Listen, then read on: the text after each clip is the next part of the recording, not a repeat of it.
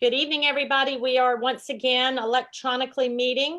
It's Bluffton's Town Council meeting, regularly scheduled for Tuesday, July 14th. Everyone on council is attending, with the exception of Larry Toomer, who had to run out for about 10 minutes, but he'll be here for the public side of the meeting. We will start by the Pledge of Allegiance and followed by the invocation. I pledge allegiance to the flag of the United States of America and to the republic for which it stands, one nation, under God, indivisible, with liberty and justice for all. Is there a volunteer for the invocation since Larry is out? If not, I can wing it. Let's do it. I got it. Thank you, Mayor Pro Tem. Let us pray. Most Heavenly Father, we come now leaning on your understanding, Father, leaning on your wisdom. Please guide us through these meetings, that the things we do and say will be pleasant in your sight. Father, I ask that you bless all that are present, and Father, bless all those that are watching. Father, help us together to overcome these hard times that we're facing in our community. These and all the other blessings in your Son, Jesus' name, amen. Amen. Thank you, Mr. Hamilton. Next, we have the adoption of the agenda. Mr. Orlando, are there any changes to this? No, ma'am. If not, is there a motion to approve the agenda as written? So moved. Is there a second? Second. Any discussion? All in favor, state by saying aye. Aye. Opposed? That's unanimous. Next, we have two sets of minutes. One were the regular meeting minutes of June 9th. Any changes? If not, is there a motion to accept? So moved. Is there a second? Second. Any discussion? All in favor, state by saying aye. Aye. Opposed? Now, I did not hear any, so that's unanimous. Followed by our workshop meetings of June 11th. If there are no changes, is there a motion to accept? So move. Dan, you seconded. Any Yeah. discussion? All in favor, state by saying aye. Aye. Opposed? And that's unanimous. Next is communications from mayor and council. Is there anything from anybody? I see Dan's on my screen first. Dan, is there anything? No, Mayor. Bridget, anything? No. Fred? No, thank you. Okay. The only thing I would suggest, if anybody's watching on Facebook, I've seen it after meetings, they're making comments. We are not looking at comments on Facebook. The only comments that can be made during our public meetings are at public comment, and that is being done electronically, and you're submitting your public comment 2 hours prior to the meeting or earlier, and Kim Chapman, our town clerk, will read the public comment. So please also be respectful on your comments on Facebook. If you can't be, try to be, but we are not reading comments off of the Facebook comment stream. With that, it is public comment. Public comments are 3 minutes in length, and we ask that you submit them electronically, and Kim will read up to the 3-minute mark. We ask that you write with respect to council and also try to keep it in the areas that council has jurisdiction over. Kim Chapman, do we have any public comment? We have two. Okay. Put the timer up.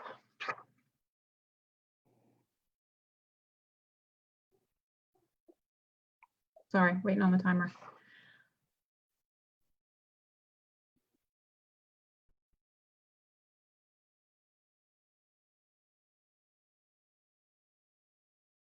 All right, David Griffith, 467 Hampton Lake Drive. Congratulations on exposing yourself as masters of virtue signaling. So when should I expect all the roadways in Bluffton to be closed permanently? The odds of dying in an automobile accident is 1 in 114, and the odds of dying from COVID-19 is 1 in 2,321. Therefore, logic overwhelmingly supports closing all the roadways in Bluffton. So the point is an ordinance was passed requiring face masks to be worn in public buildings, but at the same time, you've failed to mitigate the much higher probability of death in a car accident. Since one town council member made an ignorant and arrogant statement, If it saves one life, it only reasons to close all roadways in Bluffton. I know the reasoning presented will not be understood because it's obvious the mask ordinance was perpetuated by people who made decisions on emotions and not facts and data. I hate politicians and politics, but now I'm forced to support candidates who run against everyone currently serving in Bluffton government. All of you are feckless embarrassments. Next comment, Lisa Allen, 8 Marsh Drive, Bluffton. Thank you for the opportunity to introduce the Beaufort County Police Accountability Task Force. It is a grassroots citizens group representing every jurisdiction in the county. Our mission is to use data to highlight areas of strength and opportunities for improvement for each law enforcement agency in Beaufort County. Our goal is to build a stronger relationship between the police and the communities by using data to track objectivity and demographics of traffic stops, searches, incidents of force, and arrests. We want to work with the police department to understand the context of the data and learn what drives particular trends. We commend the Town of Bluffton for forming a Citizens Advisory Committee and imagine that our groups will work closely together. Here in Beaufort County, we want our local law enforcement agencies to be our guardians, not warriors against us. In many ways, they already are, but we want the data to confirm that. Please understand that each one of us knows a police officer whom we would call a friend, but many of us also know officers of whom we're afraid, yet they're still on the force, whichever force that might be. We've heard stories of harassment, aggression, and brutality, and nearly to a person, every Black and brown man on our task force has been pulled over at one time or another for unknown reasons. Here in Bluffton, we want to know how our law enforcement system treats various members of our community. Are our police being fair and just in deciding whom to warn versus arrest, whom to stop and whom to let proceed, whom to help and whom to punish? Do they dole out equally one of their most prized currencies, the benefit of the doubt? We want to use data to build a case, to put resources where they are needed, to ensure that our friends, family, and neighbors stay out of the criminal justice system if they don't belong there. Nothing else is possible if one ends up falsely accused, convicted, beaten, or at worst, killed by the system. It all starts with police, and it can all come crashing down because of one tiny misstep, one overzealous officer, one traffic stop that shouldn't have happened. We believe that by gaining a strong understanding of our police department and they of us, that we can work together to identify areas to emulate the areas to improve. Then we can use our collective voices to get the police, the public defenders, and the prosecutors the resources they need to ensure equal treatment for everyone. All lives matter. It's time our American system treated all lives the same, with the same respect and sanctity. When it comes to Black lives, we're way overdue. We're asking council to support this initiative and help us obtain the data and understanding of our police department as it stands today so we can create a better future for everyone in the town of Bluffton. And At that's all, it. Kim? Yes, Public ma'am. comment. Thank you. Public comment is over. We're moving over to a public hearing and final reading of 2 items. And Kim, do we get any comment from this? But I'll call it out. No comments. Okay, so we're going to have first call for public hearing of the item number 1, which is the ordinance to the Town of Bluffton Code of Ordinances, Chapter 23, Article 4 and Article 9. Second call for public comment at the public hearing for the approval of an ordinance to the Town of Bluffton Code of Ordinances, Chapter 23, Article 4 and Article 9. And third and final call for public comment at the public hearing for the item number 1, which is approval of an ordinance to the Town of Bluffton Code of Ordinances, Chapter 3, Article 4 and Article 9. Public comment. The public hearing is over. This is second and final reading. Heather, you are up, and for y'all, I went through, I got to everything but the last number. This is page 26. If you have it pulled up on your iPad, is the beginning of this item.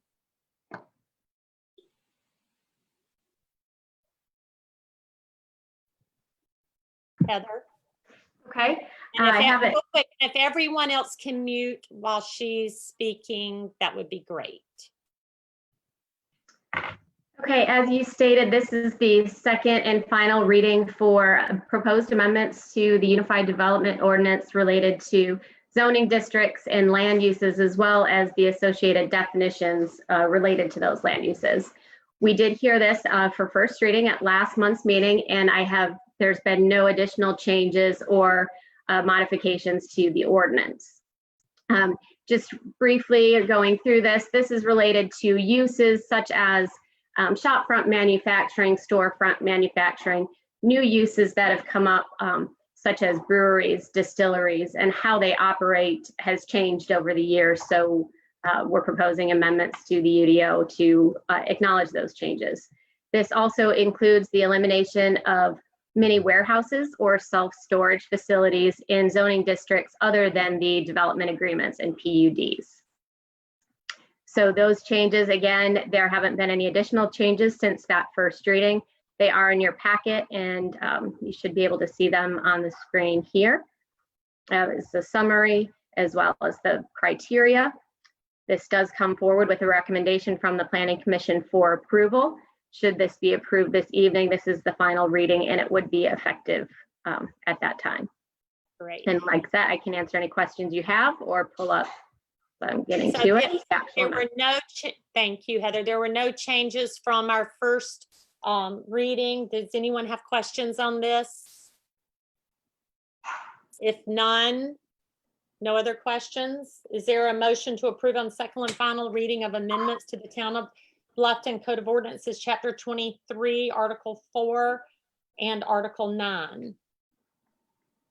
So moved. Is there a second? Second. Okay, any other discussion? All in favor, state by saying aye. Aye. Is there any opposed? That's unanimous. Next, we have another public hearing and final reading on the approval of an ordinance to the Town of Bluffton Code of Ordinances, Chapter 3, Article 4, Article 6, and Article 9. I will call for public comment during this public hearing. First call for public comment. And there are none, Kim? Second call for public comment. Third call for public comment. The public comment period is over for the public hearing. And Heather, you have this. And this is page 40 if y'all are on your iPad. Just one moment as I share my screen here. Oops, sorry, bear with me a second.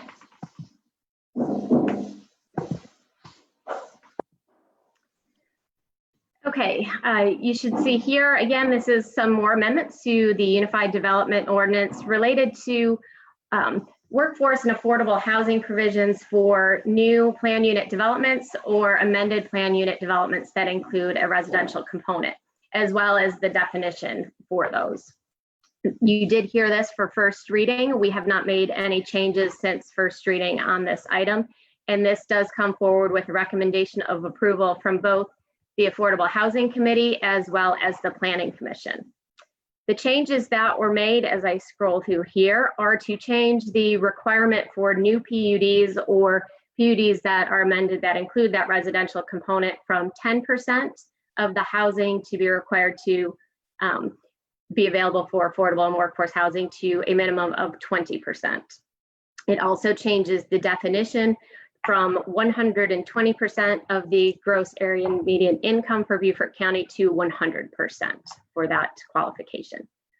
And the proposed amendments are below. And like I said, there's been no additional changes, and I'm happy to answer any questions you may have. Any other questions? Nothing changed from first reading meeting last month. Any discussion? Yes, Mayor. Yes, sir. Heather, Yes, sir. just if you will, if I read this correctly, and it was page 41, I believe, talks about Article 4 zoning districts, and it was, my question pertains to the 20% density increase. And so it talks about, density 2 market units plus 1 affordable housing. So if you have 100 units and you've done the 20%, tell me what they're allowed in addition to the 100 units that's being built for the total project. So that's currently in the UDO. We did not propose any changes to that. So what that provision allows is that if you do more than that, so if you include more than what would be changed to the 20%, then you can get 2 more additional market units allowed for each unit. So if you do 2 more, then if, say for math's sake, if you have 100 units, 20 units have to be affordable or workforce housing. You do 2 more units. So instead of the 20, you do 22 units. You would be allowed another 1 market rate unit. And so that's already in the Unified Development Ordinance. If that's an additional change that you would like staff to explore, we certainly can, but at this time, we didn't propose any changes to that provision. No, thank you for the change. I was just trying to be clear that if they got 2 additional or 4 additional, or whatever the number was going to be, how many more additional affordable housing units would play against the numbers that they're increasing by? If that makes sense. So, and I'm sorry, I think I explained that wrong. So you get, the way it's worded right here, it's a density bonus of 2 additional market price units for each additional affordable workforce housing unit. So if I'm clear. so, the 2 to 1 ratio. Sorry. Yep, thank you. Thank you very much. Any other questions? If not, this is second and final reading. Is there a motion to approve on second and final reading of amendments to Chapter 23, Article 4, Article 6, and Article 9?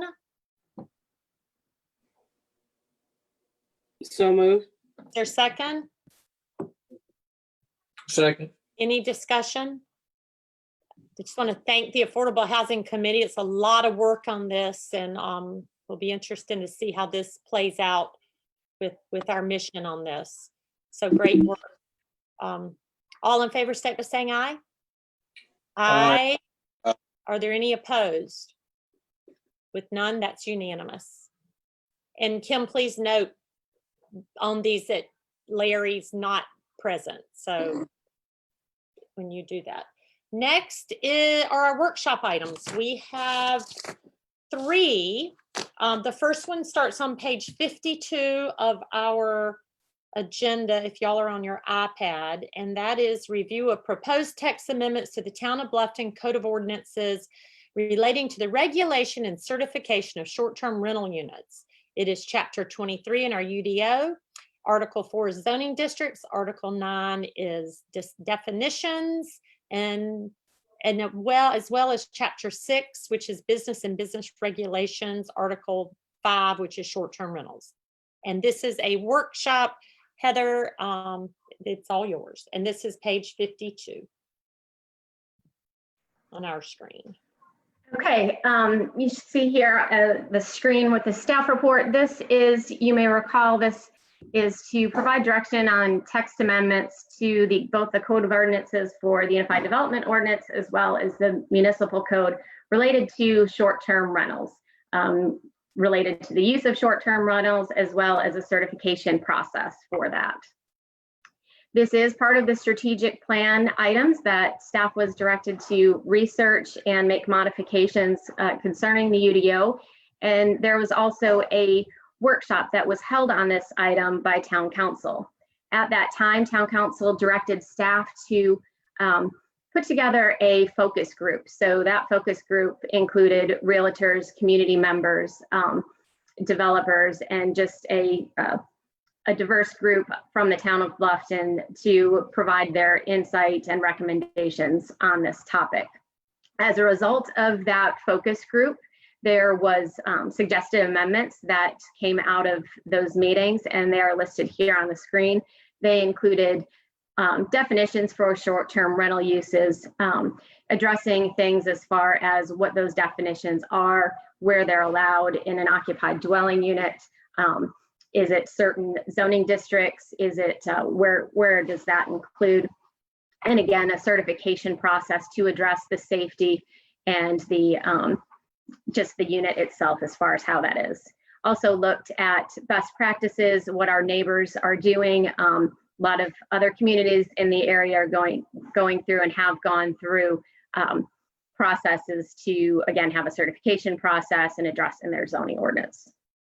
What staff has compiled from that meeting were, again, the amendments as they're attached, but also the certification process. And the certification process, the goals for that, again, are to mitigate the potential impacts when a use is being rented out as a short-term rental. And short-term rental, as proposed in the ordinance, is a rental of a lodging unit for less than 30 days. Again, the rest of the amendments include just basically the definitions as far as how are these uses going to be defined in the ordinance. Currently, short-term rentals are defined as a lodging use. It is regulated as a home occupation, and we do not differentiate that length of stay.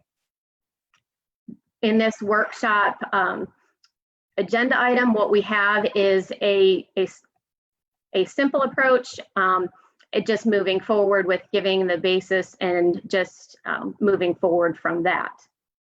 Should you provide comments and we move forward on this schedule, the next step would be a planning commission public hearing that could occur at this month's meeting. We're prepared to do so. And then first reading and final reading and second reading and public hearing. Here is the specific amendments that we've started to pull forward, and you will see in that this font right here, the purpose of that particular section, and the red underlined text is the proposed text to address that. Again, we outline the definitions for the different uses, making sure they align with the existing definitions in the text. And then also outline the districts that it would be permitted or is proposed to be permitted conditionally or permitted. And this would not affect the PUDs and the development agreement areas. Those districts and areas have their own covenants and again, aren't covered by these particular zoning districts. Again, going through the definitions and the terminology here, and then specifically the new term for short-term rentals. That is the proposed UDO amendments. And then what we've done is outlined the certification process. So this would be a new process. Again, this is what many of other municipalities are doing as far as the regulations around that. This is similar to how we addressed mobile vending. So mobile vending has that certification process and is outlined in the same procedural type of way.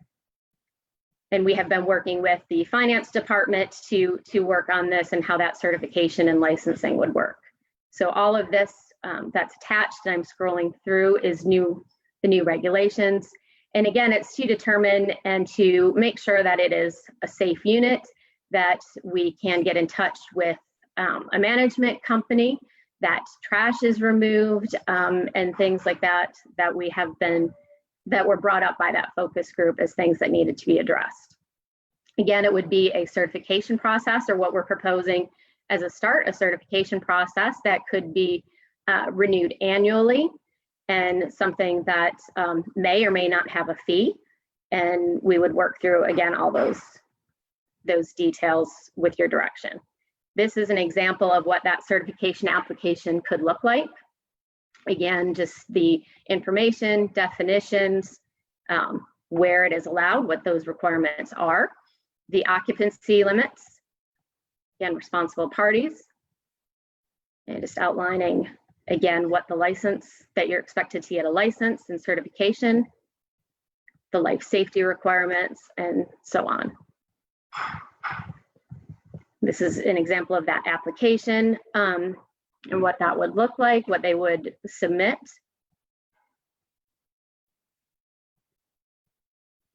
And certification that they have. Something, Heather, I just don't, under your short-term rental, the page 1, I had highlighted it, so I had to go back and read it by the time. So you have, I'm just confused over the wording. Under locations and conditions, item B, maximum occupancy shall be limited to 2 persons per bedroom. Okay, I got that. Plus 2, not to exceed 16 occupants per unit. For the purpose of calculating occupancy, only individuals over the age of 36 months shall be included. I just was confusing to me. I'm sorry. Are you right? Let's see. The short-term rental, I'm after section 6. Keep going. Nope, sorry. After that section, go down and then you'll Oh, see okay. the town of Bluff, attachment 3.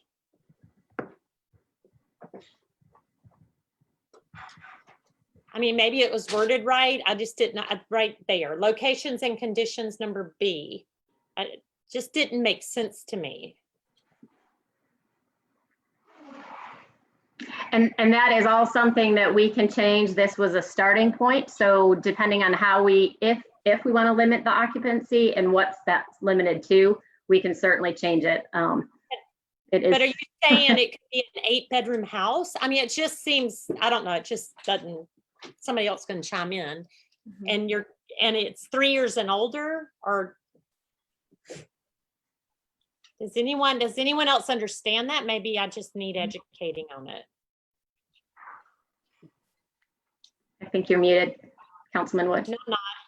Oh, I'm not. Councilman Wood, I I think. know, Mayor, I think it's a good question, a good catch. I read it today, but I didn't pick up, I wasn't thinking about the 16. I was thinking more of a bedroom with 2 people, 2 adults, maybe fold out sofa, something with plus 2. But one thing that plays into all of this, and I don't know what the 16 means either. One thing that plays into all of this is parking restrictions. Mhm. Is Yes. that not right, Heather? I'm sorry, I didn't catch the last part, the parking. The parking restrictions would play into this. Yes, whatever, the size of the unit when it's constructed would have to comply with whatever the parking requirements are. Construction, it would have to meet it based on the size of the home and the districts that it's in terms of required parking. We can certainly look at that. I can find out where exactly that came from and who does something similar and bring maybe some clearer wording, or like I said, based on your direction, we can certainly simplify that and get some clarifications in parking if that's something that you wanted it associated with. They do Well- have PTC there. That's another provision that associates the parking right below that B under your location. Right. Back to the mayor's question, 16. What is, explain to us. It was the number based on the size of the house. It was just a starting point for discussion. And I refresh my memory, but isn't there a trip over a certain number of units turns it into an inn or something like that? Mhm. Yes, there is a definition for inn as well. So if you had 8 bedrooms and 16 units, or 16 people, I'm with the mayor. I don't understand. Mhm. I agree. I agree. We'll certainly simplify that. I'd highlight that. Mhm. I would highlight that, and it sounds like to me it gives any house built today, a 4-bedroom house, the ability to have 16 people in it. And I mean, I don't want to overcomplicate anything anyway, but anyway. We can simplify that. And one other question on the parking. So someone builds a small home and then they later turn it into short-term rentals. Based on today's home use, they have to have what? 4 parking spaces?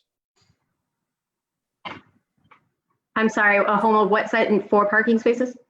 Say that somebody builds a residential unit today, 2 or 3 bedroom home. Yes. How many parking spaces? I can't remember our code. I know you got a minimum of 2, but I thought maybe potentially even 4. I can't remember.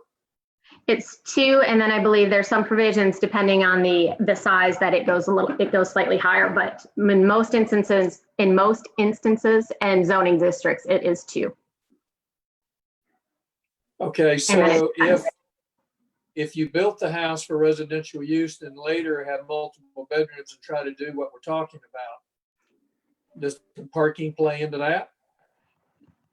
Yes, the certification process, the one certification that, oh, sorry.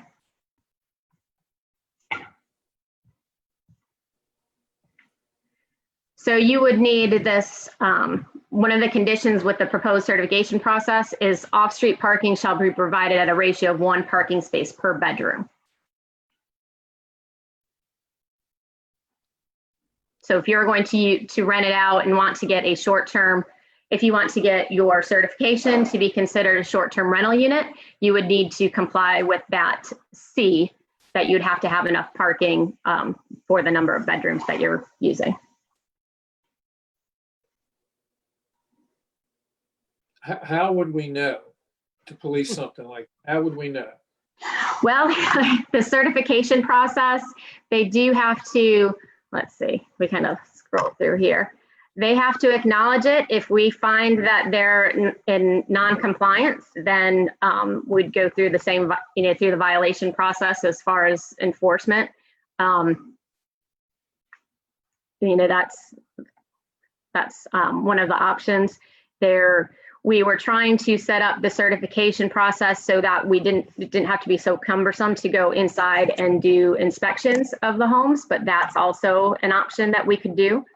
We could, include that in the certification process. So there's that provision as well.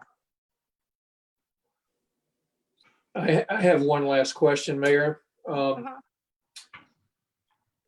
When this became such a statewide discussion a year or two ago, some municipalities were using a tracking software. How do we intend to monitor all of this? We have looked into the monitoring software systems, and we've had lots of conversations with them.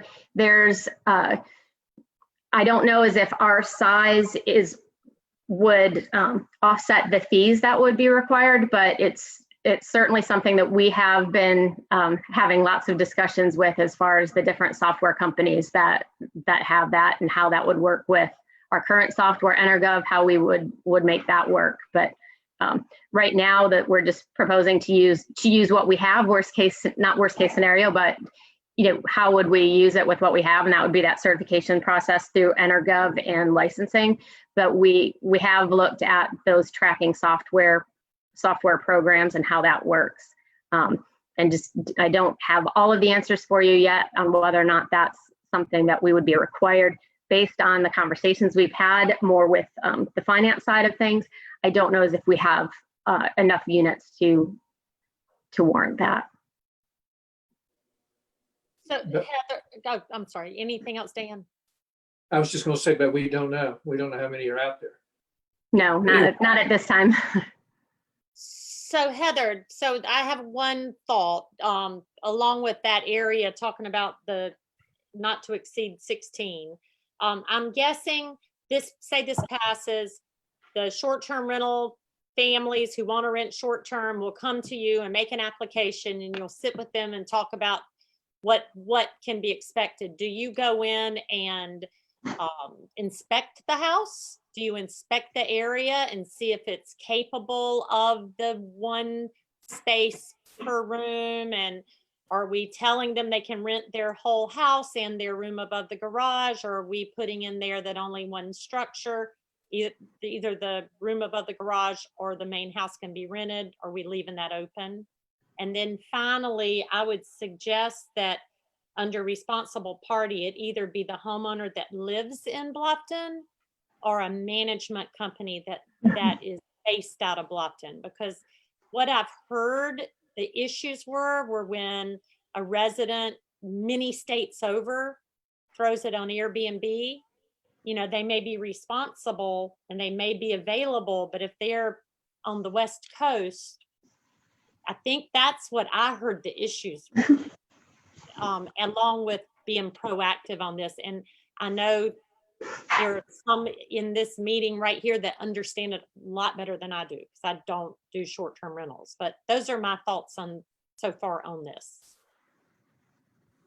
Okay. Anyone else have any comments on this?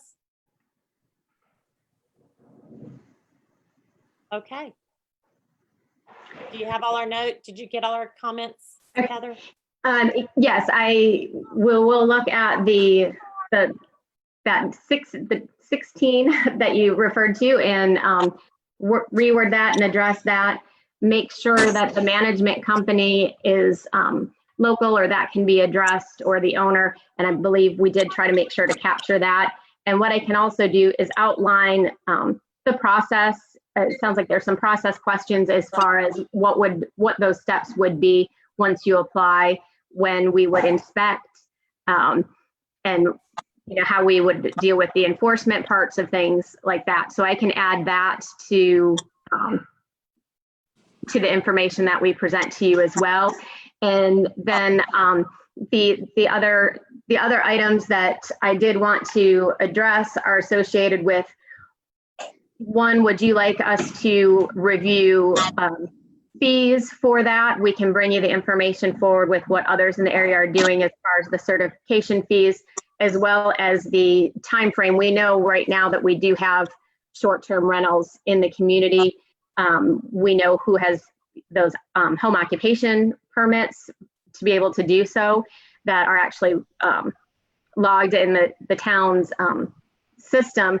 But we also need to provide, or how long do we provide everyone to come into compliance?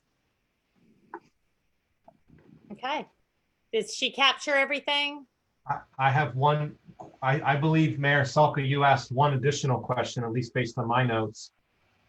How many units per property? Yes. Thank you. I did say that.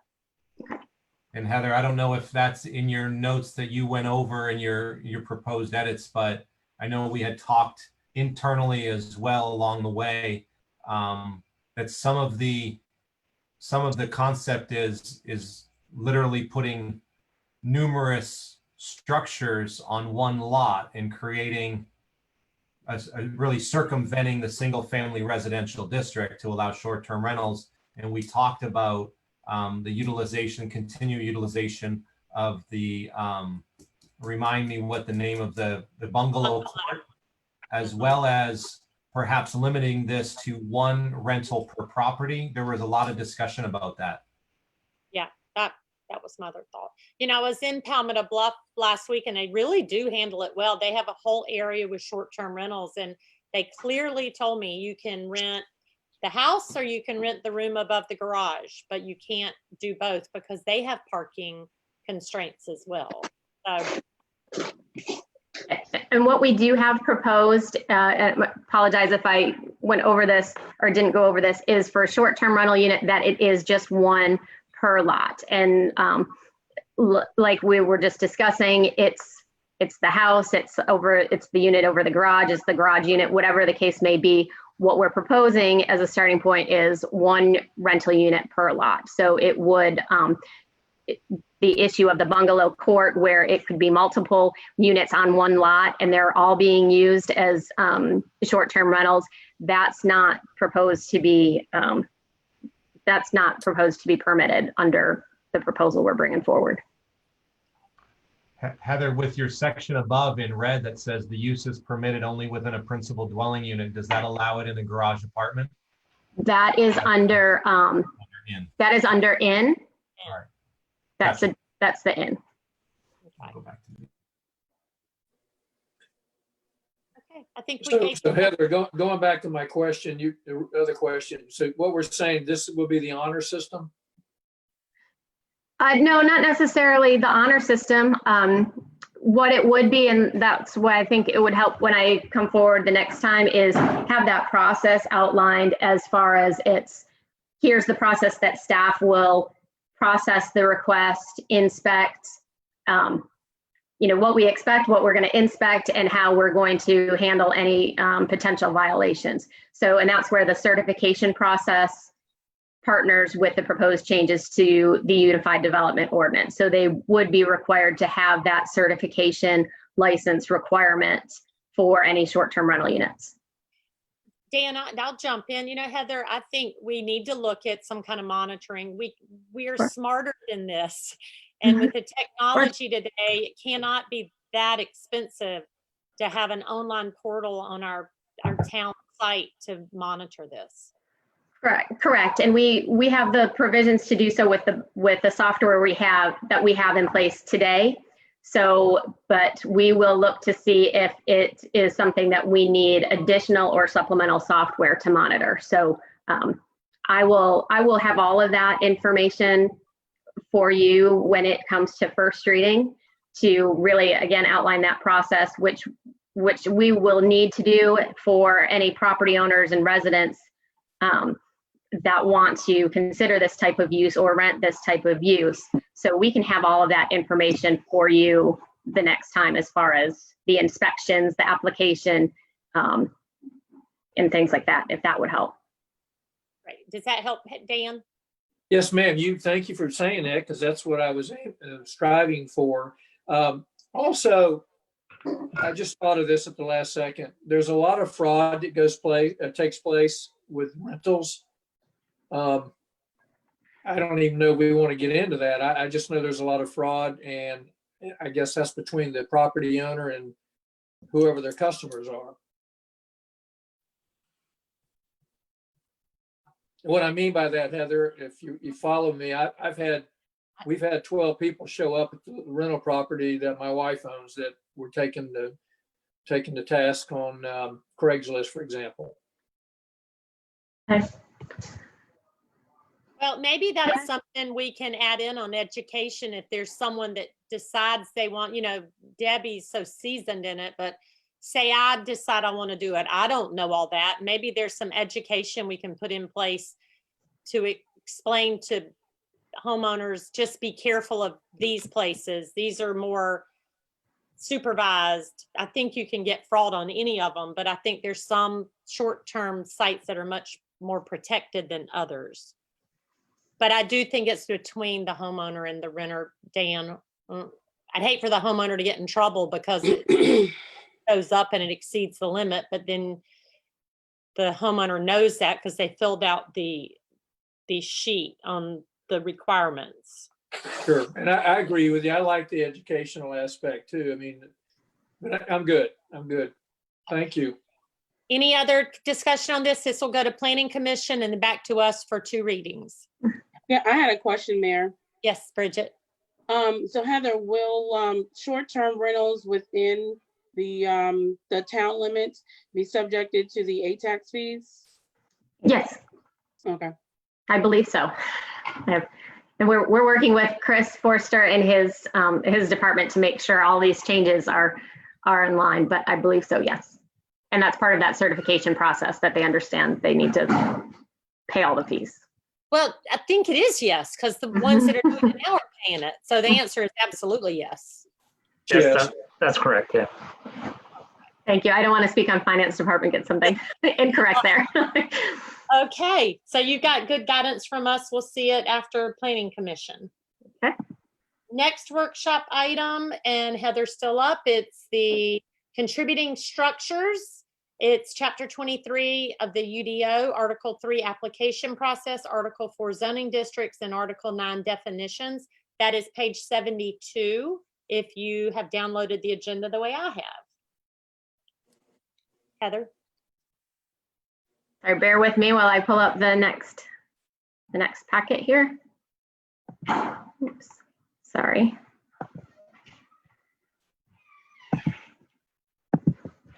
Sorry, making sure I pull up the correct one for you.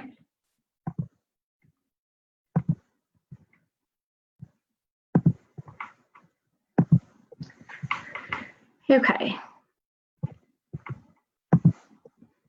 And I think Larry's back. Did I see Larry? Are you back? Yes. Okay, can you see the presentation there? So this is related to contributing structures.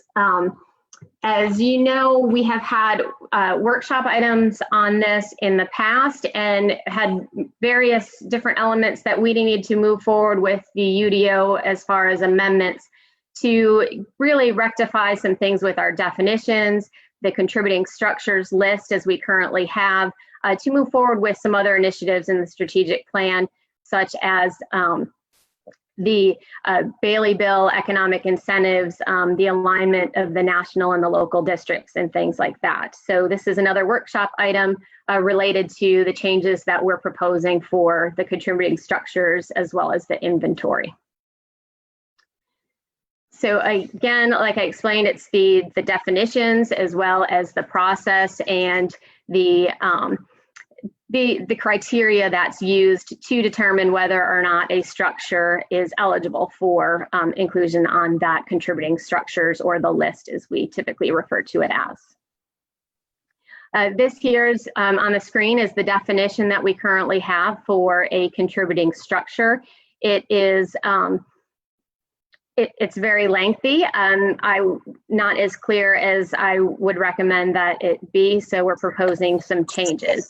Again, there's some cross references to different sections as well as lists and as well as National Register district as well.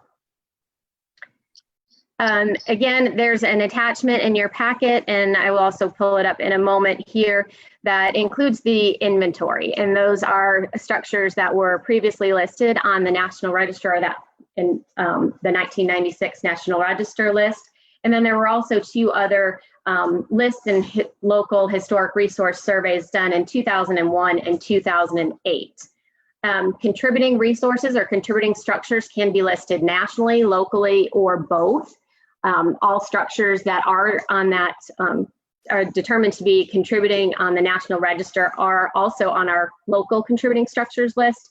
However, it doesn't work the opposite way. So you can be local as well and national, but if you're a local contributing structure, it doesn't necessarily mean you are also on the National Register.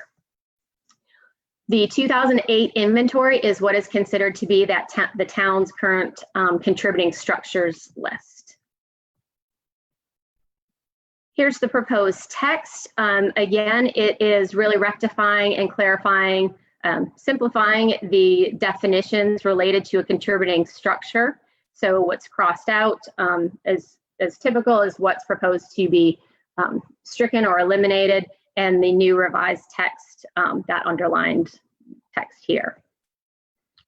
What staff is also proposing to do is to actually include that list, that 2008 list that was adopted in what we consider our contributing resources survey, in the actual Unified Development Ordinance, so that it is very clear as far as what is that list, and that it is the official list. At this time, staff is not proposing any changes to the structures here. These are the structures that are on the list, with the only exception being the ones that have been demolished, have been removed. Again, the street address is what the address was at the time the survey was done. So that's why we do have that cross-reference to those survey numbers and those survey cards. So all we're proposing at this time is simply to include it formally in the Unified Development Ordinance. And then this will make it very, this will make it easier and more simplified moving forward to make any changes to that list in the survey. Again, it's just more of the proposed text that's in your packet. Again, it's really just clarifying and getting all of the words in line as far as contributing versus historic versus survey.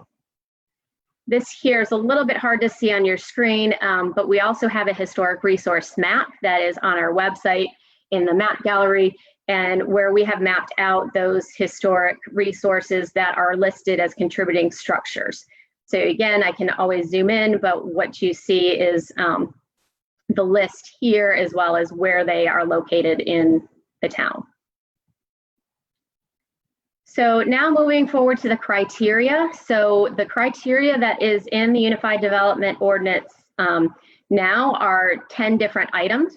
So in the way this is worded, and the requirement is that these are or statements. So a structure or a site would as long as they meet one of these 10 criteria, they are considered eligible for designation as a contributing structure.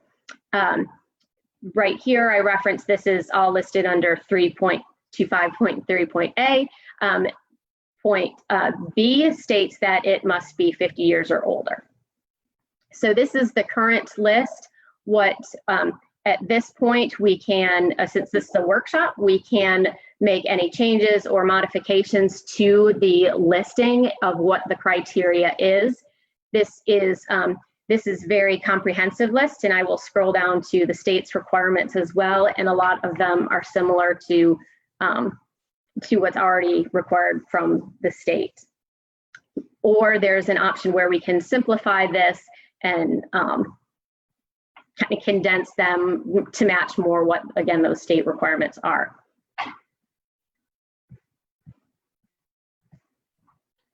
This, moving forward, is the state's criteria for designation of a contributing structure. Really basically says that the local government body can further regulate what the list and criteria is, in addition to that 50-year threshold. Heather, Oh, yes. real quick question. Back to the 10 criteria. Yes. You said, and I'm trying to go back from when this came up a couple of years ago, that any one of that 10 makes it viable to be considered. Was it Yes. not a greater number? Wasn't it 3 or 4 at one time? This is what we currently have right now. The list has changed. I believe it's always been an or statement from what I could find. It's ultimately up to town council as far as what's included based on this criteria, but the way it's drafted right now, it is all an or statement. So again, that's something we can change, that you may have to meet multiple. I don't know as if there's a number. When I scroll through, if we look at what the national requirements are, they have the criteria more condensed rather than very specific. As you see here, each element is very specific, not that that's, it's just a different way to do it. So we could condense them. We could make it an and statement. You may have to meet each one. It may be 2 or 3, whatever that number is. If there are certain ones that should be like an ultimate yes, it meets this and another one, that's an option. But this is what we have now. And if I could just scroll down to, this is the National Park Service criteria. So they have 4, and you'll see if you were to compare them, ours are very similar. It's just we list it out rather than where they have commas here. Our listing is very specific for each one. And again, theirs is also an or statement. Heather, I mean, I am not educated in this. What do the professionals think? Have we run it past, we need a historic preservationist somewhere looking at this, telling us what it needs to be. I don't know. I'm like Dan, I somewhat remember, it seemed like it had to pass more than just one of those 10, but I can't remember it. But this is the criteria that we had in 2008. So this is what I did put that historical, what it had changed for. It was still an or statement and still, very lengthy. We have reached out to state archives and our liaison there as far as what this would mean, how this would affect our local designation. We certainly don't want to make any changes that would negatively impact our reporting or our certified local government status. And I don't believe revising the criteria would. And we didn't ask specifics as far as what the changes would be, but they're comfortable with the criteria we have now. It's really up to the statement we have had up to this point is that it's up to us if we want to condense them or simply match the National Park Service. I just go back to someone who's educated in all of this should look at it and give us their comments unless they already have. We could certainly reach out, like says, after this workshop, we can reach out if there's certain criteria that you feel we should be included. I'd welcome those comments, or like, so we can certainly reach out to our counterparts as far as historic preservationists and what their suggestions are as far as how to change the designation, excuse me, the criteria. Well, I mean, if it's worked so far, it's fine. I just don't know what to say to help or hurt this. So that's why I asked that. Mayor Salko, may I jump in? It's Mark Orlando speaking. While I never claimed to be a historic preservationist, I do think I can offer some insight. And Heather, you and I have discussed this in the past, where the CLG needs to specifically help us with our criteria. You know, some of the problems that we face is that the criteria has been written years ago and we're trying to apply it current day. And if we slow down and look at the 10 criteria and simply in our minds compare it with the South Carolina state criteria, Heather, if you could scroll down, I don't have the ability to do that. If you look at the South Carolina criteria, it tells us that the South Carolina regs consider a contributing structure to be 50 or more years old, meet our criteria, but that it not be limited to architecture, culture, engineering, or history. And if you go back to our criteria, we absolutely have in there 50 years. What was it, Heather? Engineering. Go back again. I'm sorry, I'm not driving right now, but I think this is important since it's a workshop. That's why we're here. Architecture, culture, engineering, history. I'll try to remember those 4 words plus 50 years. Architecture, culture, engineering, history. If you look at our criteria, Heather, can you please pull out architecture, engineering, history, and culture? You know, if we look at item number 8, though, one of the ors is the structure to be a part of a cove. The number 9, the structure represents an established and familiar visual feature. Yeah, I think number 10 is part of the history. The structure has yielded or may likely yield information important to prehistory or history.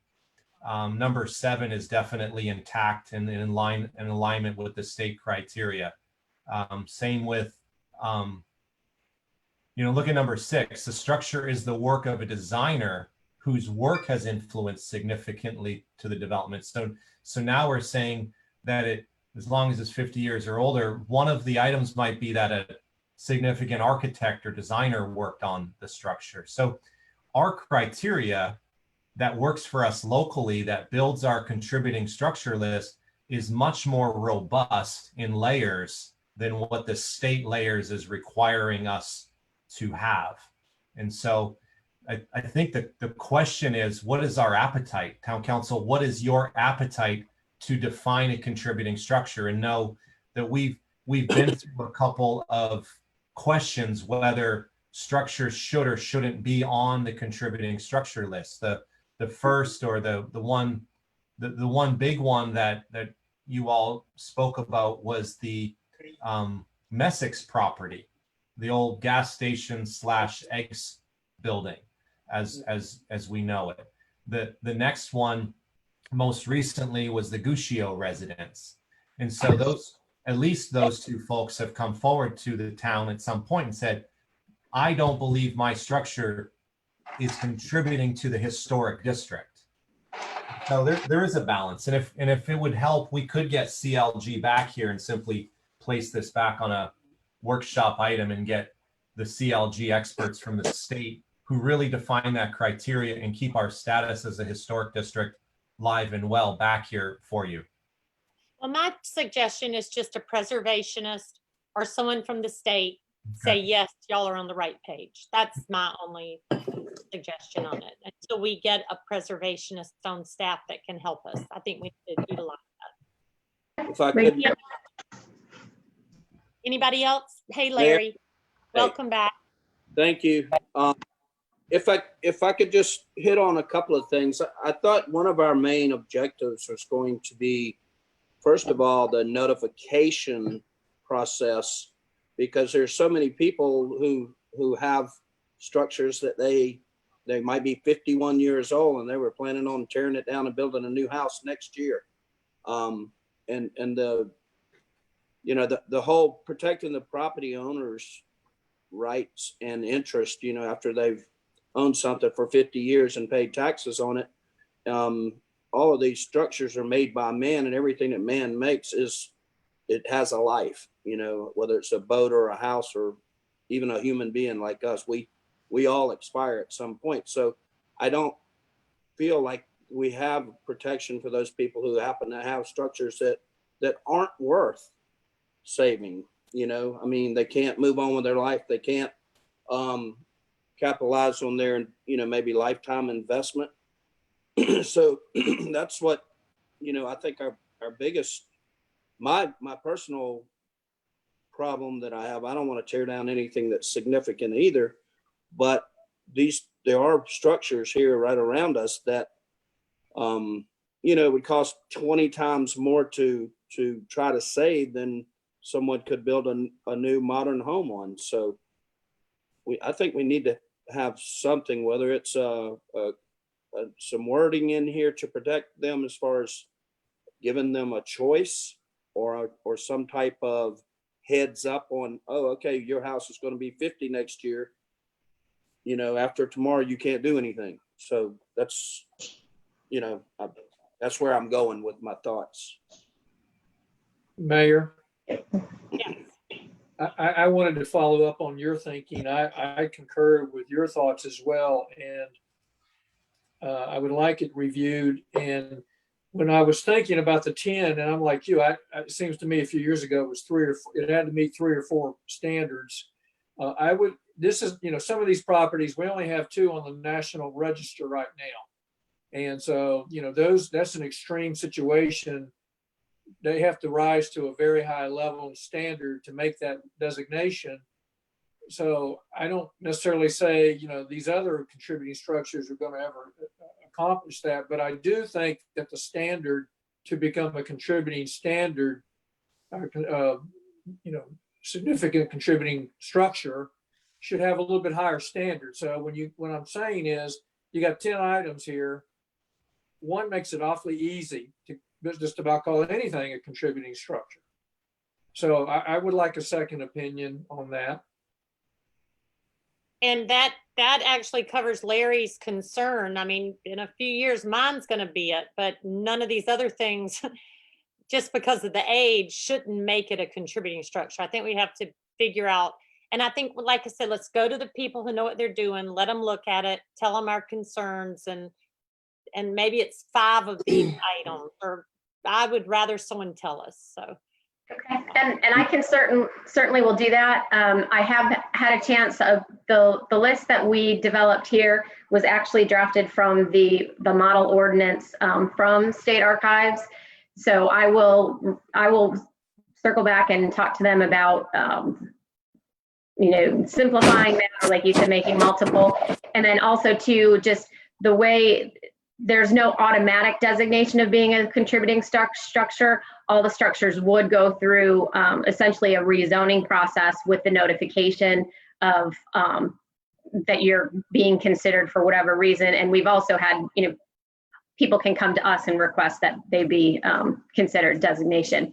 The other thing I did want to add is we did bring this to the Historic Preservation Commission as a workshop discussion item only, and they had the same comments as far as notification. And once we considered any revisions to the list, that we provide very clear communications to property owners as far as the list, because we know there's just in the past want to make sure that it's very clear expectations moving forward. Well, you heard Larry's concerns. I think that hits on a segment of our area, and I think it filters in with our thoughts of let's not just have one of these and it is, because that's really not fair to some of these homes just because it's 50 years old. It may not have no story, may have no history. So anyway, well, good. You've got our comment. Anybody else? This is a workshop item. Yes, sir, Fred. Fred. I'm a slightly confused about why we why we having this discussion if we're not gonna make decisions or make any opinion of our own? It's, right now, the 10 that we have is somebody else's opinion already. So shouldn't we have some opinion on before we pass it off to someone else? Because they're gonna come back and then we still have to cipher through it to see what we like or don't like. So I think the purpose of the staff bringing it to us is for us to give them more direction. Okay. Direct. I gave them my thoughts. My- I don't well- want just one, I don't want it to just be that it's 50 years or older. I think that's what Larry said, and please I- give them your input. Well, I agree. It shouldn't be based on age, and also believe there should be a segment in there where we look at hardship to the owner, because if once we make that decision, then we pose in another hardship to someone that would not have the financial means to rehab that property. So the workshop is important, and I just don't want to pass it off without having enough direction to staff. Yeah, I agree. Well, I think a lot of it goes back to that we are a national historic district. So we've got to look, if we don't want to be that anymore, then it's one less thing we have to worry about. I agree with you. It's going to be a hardship, but how do we help people if it's important? And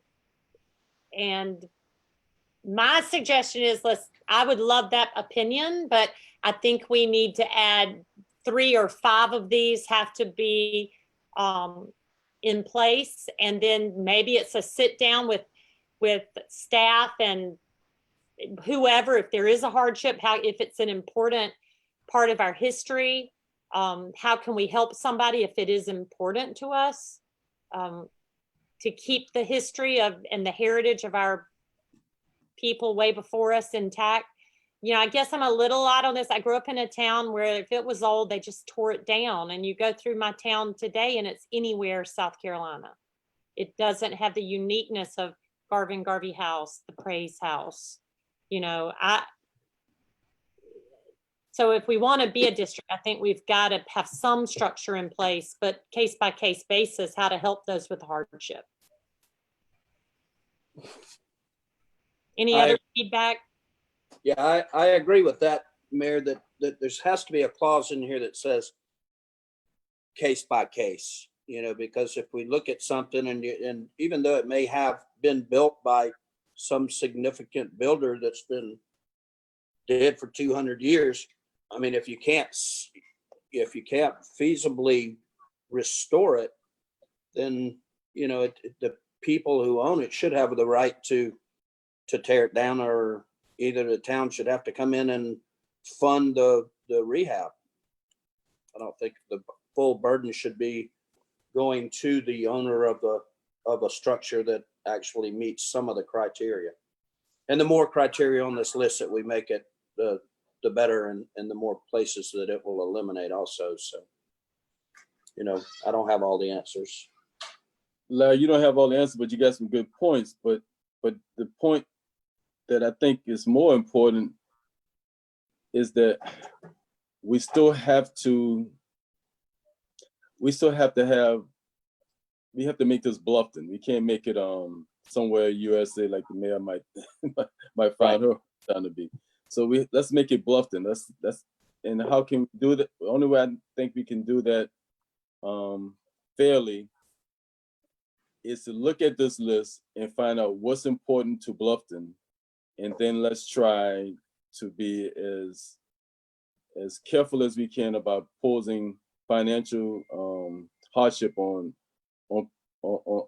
people that can't afford to rehab it. And I think I like the fact that other things you just said as well, that maybe we should, if that is a hardship, then we can look for some type of grants or other opportunities to, if that structures is that important to us, that we try to help that homeowner preserve it. Can I, just an example, well, 2 examples, and it's so funny. John Graves called me today. His family owned the Graves house. And we just kind of reminisced about the Graves house. And, if somebody's living in it's 2 segments. So Heather, and I hope you're taking notes. So someone's living in a house, they've lived it in all their life. It has all the history. It has 5 of these items. I think that's the case by case basis. But if somebody comes in and buys a structure and then tells us it's a hardship, they need to do their due diligence of what that structure was. And that was the case with the Graves house, as well as the building right now that's listed for sale again across from Chevron. They bought it knowing that it matched, it was a contributing structure. So I think in that case, buyer beware. They need to know what they're buying and not say it's a hardship now. So I think that's where we got to figure out how we help what the hardship is. I agree. Okay. Anything else? Do you got that, Heather? Did you get help from us? Yes, I believe I heard your concerns moving forward. So we can certainly, we'll look at all of that and address it and bring it back to you. So, and if you don't have any more questions, it's a segue to the next workshop item, which is a related topic. But and like I did say, would just reiterate, and we can package it all up in one summary document, as well as a lot of this we are getting in line to address those economic incentives in the Bailey bill that we workshopped last month. So that's why I said a lot of these go partnered hand in hand to work together. Can I ask a question before you move on? Because I couldn't tell if that resource map was workshop item 2 or 3, but Mark had actually mentioned it one time about our own town hall. Why is it, and I don't see it on this map, why isn't that on it? I agree with him. That was an amazing story. It hits every single number of the 10. And then why are the coves considered contributing structures?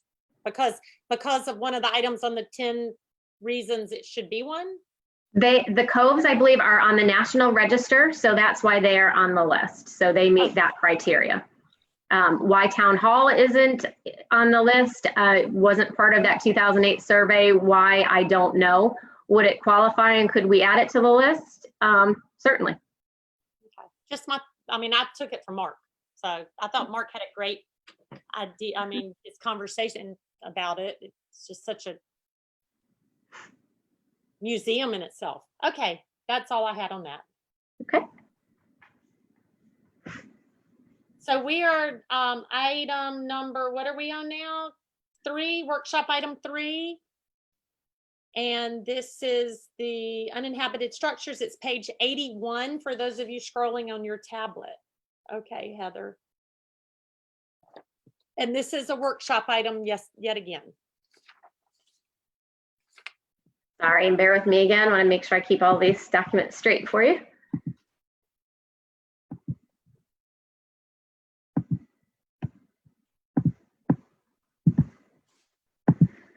Sorry, let me just make sure it pulls up here. So this is related to contributing structures as well. This is what we're referring to as proactive preservation of contributing structures, or what had been referred to in the past, or has been referred to as a demolition by neglect ordinance.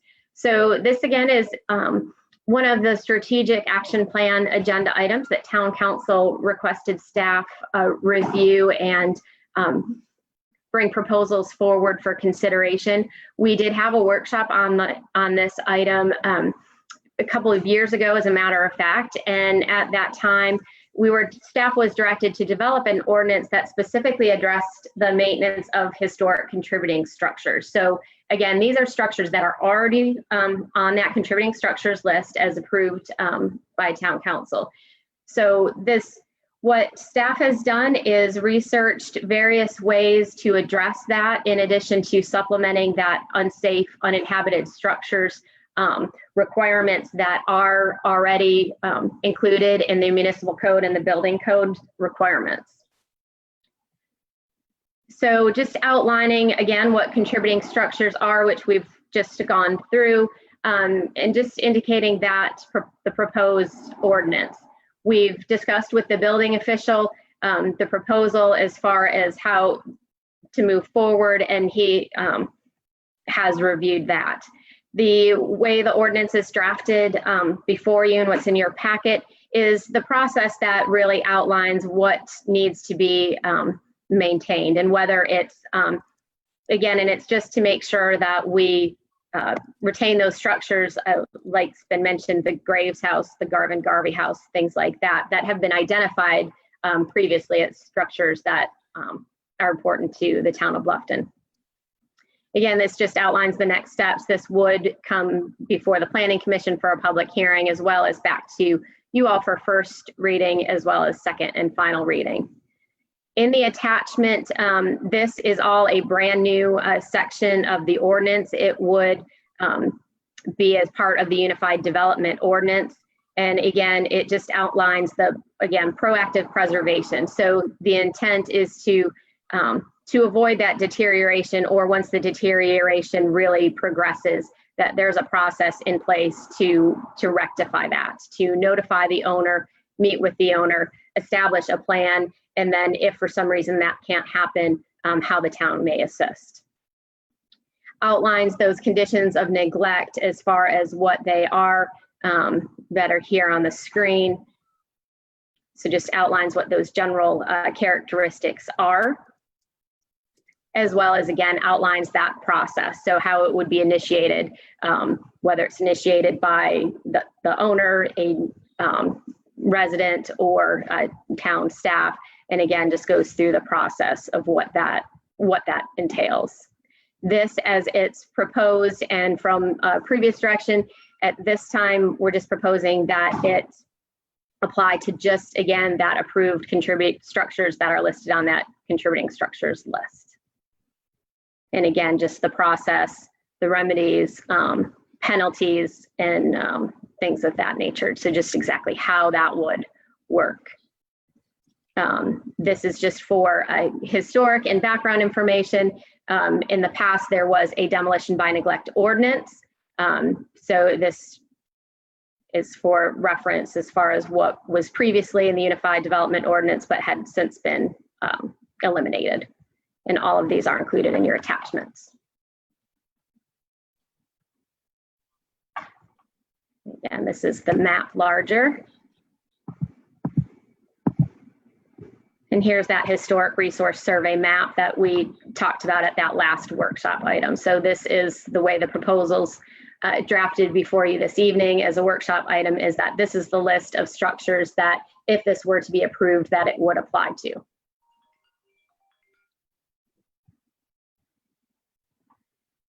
And I'm happy to answer any questions you may have, or scroll to specific sections to address them. So this is a workshop. Any suggestions of Heather, as this will go to, this actually comes back to us. It doesn't go to Planning Commission, right? It will go to Planning Commission because it will be a part of the UDO. So it will go to Planning Commission for public hearing, and then first and second reading to Town Council. Oh, you're right. I'm on formal. Okay. Any suggestions or help for Heather to take to Planning Commission? Mayor, I had one question, and if you will allow me a second question, since we're still on contributing structures, and I didn't think of this a second ago, I'll follow up. On page 92, penalties for demolition, Heather, it's a $500 penalty. Yes, sir. That's insignificant. I mean, if somebody wanted to go knock down a contributing structure today, are we saying they're going to get a $500 fine? We'll make sure those align with whatever we're legally allowed to do as part of the EDO. But it would, I would have to refer to the legal department, but it could be that plus court costs. I don't know as if there'd be more violations associated with that, but We need to look into Good that point. because a lot of people want to ask for forgiveness. And that would be, we could really lose some large portions of our contributing structure list. One other question I didn't think of till now, back on the section before, but we're only talking about the contributing structures on the list from 2008. A moment ago, we were talking about 50 years would possibly make a new contributing structure. Tell us what the process is if we have 5 or 10 houses that just went past 50. What is the process for council to have say in what goes on the new contributing structure list? Well, that's exactly what the item before was referring to. So what we've done right now is we received a grant and we worked with a consultant to gather new data. So a revised survey, so to speak, just simply the data. What do we have out there now? How old is it? What are the characteristics? So we're working on reviewing that data list. The next steps of that is will come before you to consider which structures will be added to the list. So right now we're using that 2008 list because that's the last that was approved by council. You can, there's a process in the UDO, like we said, where you can request designation and to be added to that list, or the staff we're reviewing that data now, and as part of these workshop items, we'll bring to you either revised criteria that you would use to consider whether or not something meets the qualifications to be added. So it's essentially a rezoning, so to speak, to add that additional layer of protection or review or regulations as far as you're determined to be a contributing structure. So ultimately, it would be town council making amendments. The reason I asked the question is the concerns that we all have, and the ones that Larry brought up and Fred brought up. We will have say into that process. Yes, certainly. All right, thank you. Okay, any other comments for Heather on this workshop item? If not, you've got direction. Do you have your direction? Great. Moving to formal items, there are 7 on tonight's agenda. Most are first readings. So we will start with item number 1, which is page 95 on your tablets, if you're in my world. Consideration of approval of an ordinance to amend the Town of Bluffton Code of Ordinances, Chapter 5. It's a construction code, Article 1, Administration, Division 18, Construction, Site Property Maintenance, and Site Preparation for Severe Weather Events. This is first of 2 readings. And Heather, this is your night. Yes, Take it us is. to the water and just let's keep going. No, this, again, you heard this as a workshop item prior. We have not made any additional changes or modifications. This is part of the Municipal Code of Ordinances, so it was not required to go to the Planning Commission for a public hearing. This is, again, amendments that are proposed to address construction site property maintenance during both non-emergency events as well as emergency events. So in recent years, it's want to make sure that sites are safe, that they're well maintained, and that there's limited to no opportunity for debris to become airborne, come off the site, or things of that nature. So we already work with contractors, and our site inspectors, building inspectors go out and really communicate with the superintendents on site to make sure that they are well maintained. But moving forward to codify those rules and regulations again, and for public safety. The proposed amendments are included here in the packet, and like I said, we've not made any additional changes since the workshop item.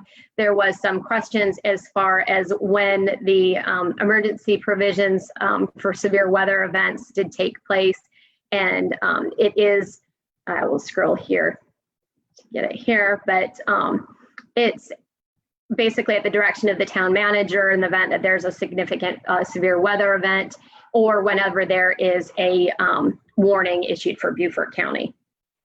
And again, that is all outlined here in the ordinance that we have before you. I'm happy to answer any questions that you may have. So we workshopped this and you included our comments then. Do y'all have any comments on this? It's first reading. We'll have second reading next month. Any comments or changes that you see? I have just one comment, Heather. I don't know if everyone agrees or not, but when we get under an order of what we've dealt with in the past, when a local, say Beaufort County, puts out an order for a tropical storm warning or something like that, the state regulates us as no excuses if it's on the National Weather Service, where the National Weather Service issues a tropical storm warning or hurricane, whatever warning, then that's law. That's when you have to change your ways, so I don't know if it would be simpler.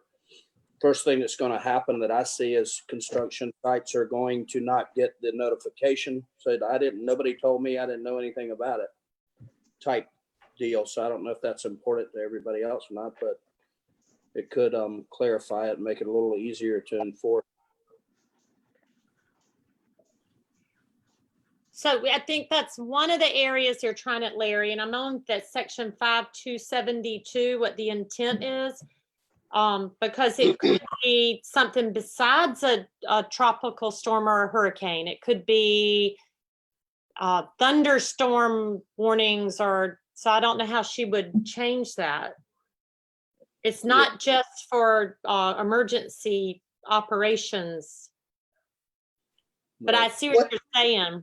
When Would that not be included in the in section 5273, where she's talking about non-emergency situations too? Yes.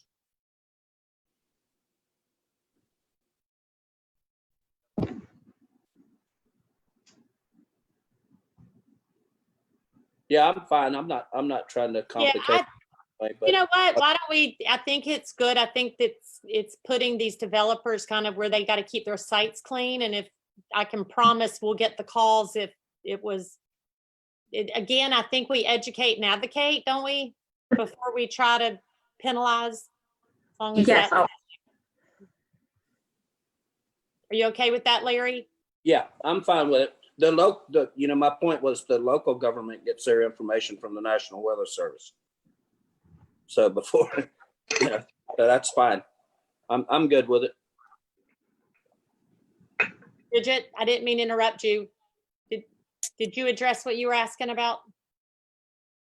Oh, no, I was saying that the concern that either you or Larry had, I wasn't sure, on the non-emergency situations, I was asking, is it similar to what you see in the section towards the end of the ordinance here, section 5273, number A? I see that.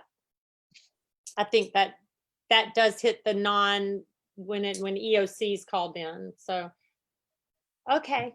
Any other thoughts or changes to this? This is first reading. If nothing else, is there a motion to approve on first reading of amendments to Chapter 5 Official Construction Code, Article 1, administrate to create Division 18 Construction Site Property Maintenance and Site Preparation for Severe Weather Events? So moved. Is there a second? Second. Any discussion? We'll see this next month. All in favor, state by saying aye. Aye. Anyone opposed? No opposed. That's unanimous. Item 2, page 104 for the tablets. Consideration of approval of an ordinance to amend the Town of Bluffton Code of Ordinances, Chapter 23. Article 5, Design Standards, General Standards related to Historic District Architectural Design and Lot Sizes. First reading for Heather, page 104.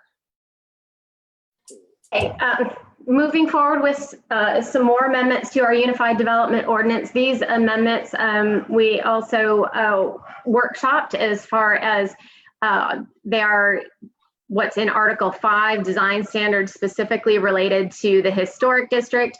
Many of these are items that we've just found over the years, either the Historic Preservation Commission was making consistent decisions on different material types or things of that nature. So just going through and rectifying that, and reached out to local architects and the HPC, Historic Preservation Commission, as far as things that needed to be revised slightly. So for example, one of the examples I always use is shutter dogs. The UDO is very specific on a type of shutter dog, which is the bracket that's used to keep open an operable shutter to allow different types of treatments of that nature. The other thing that was included in this set of amendments is lot sizes. Lot sizes it's become noticeable that our permitted lot sizes in our form-based code are very small in width, and that should be reviewed to consider requiring a 50-foot minimum lot width.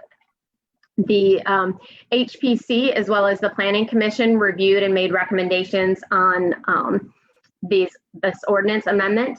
The Planning Commission did table the lot size portion of the amendments and re-reviewed that last month, and had made some different recommendations as far as, I will pull it up here, what those lot widths are. And that's based on some research and what they found similar lots were in the historic district.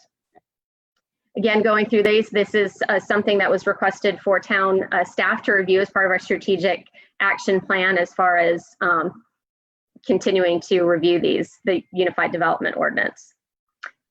Should this be approved in part, or it would move to second and final reading at the next month's town council meeting. What is in your packet is the proposal from the Planning Commission.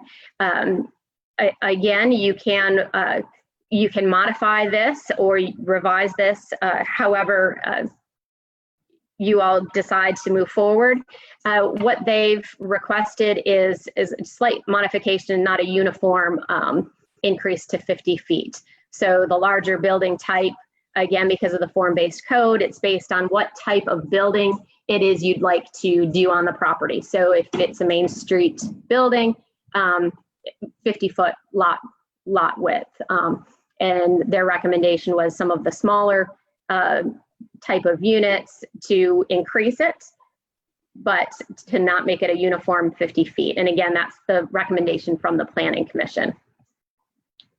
They also required that if some of those uses, they recommended that they use an alley to better suit the smaller lot widths. Again, all of the other amendments that are related to the historic district are listed here in that underlined font that we use. And again, it's just acknowledging some consistent decisions the Historic Preservation Commission has been seeing through the years, and input from local architects and the Historic Preservation Commission.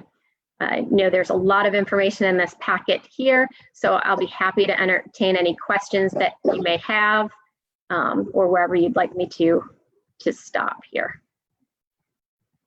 Any questions of council? I have one, Mayor. Yes, sir. Mr.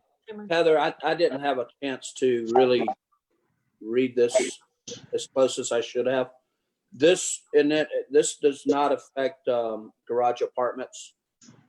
It does not affect the use of garage apartments. This is the architecture, the actual like architectural features. It allows more flexibility, more different modern building materials and types. It is meant to provide just more flexibility for different types of treatments and consistent wording throughout. Like, for example, you'll see down here, water table and trim, and then the next line, instead of water table, referred to as drip board. So some of it is just rectifying some inconsistencies, but it would not affect garage apartment, the uses, or overall general building. The lot size for one is what I was questioning. The lot size here, let's see, I'll scroll up. Just for garage apartments, I understand the rest of it. Right, it would be the main it would be whatever the main building is. So if it's a live work side yard, it 35 to 40 feet, additional building type would be 30 to 40 feet lot width.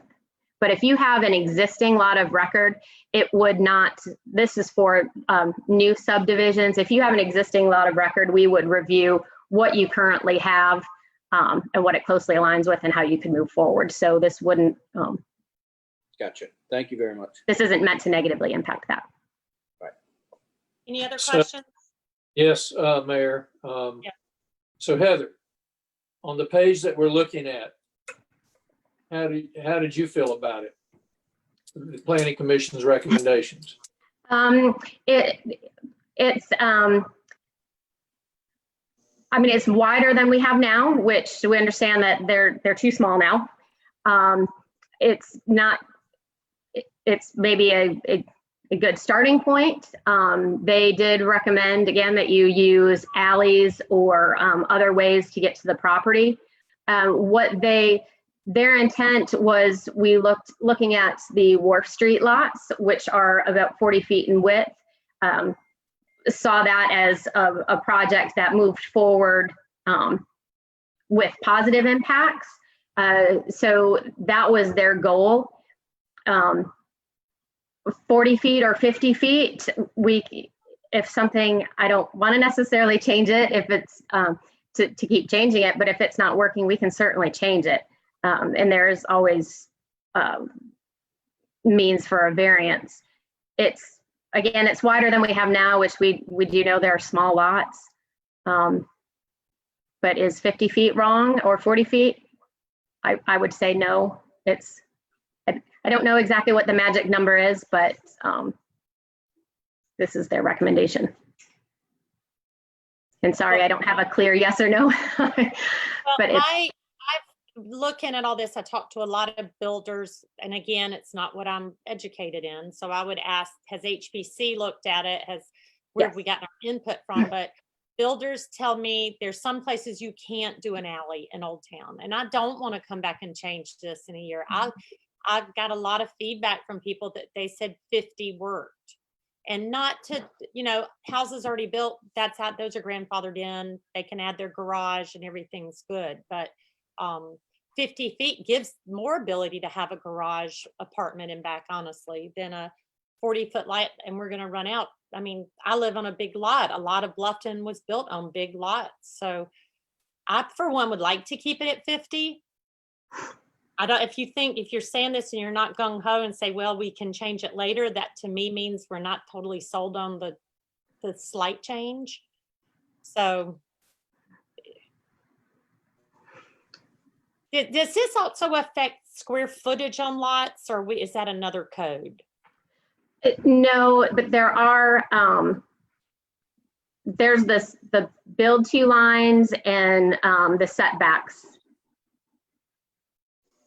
Okay. That would have. Well, even on the, let me back up. Bluffton Park, for example, do we know what those widths are across the front? They're 40.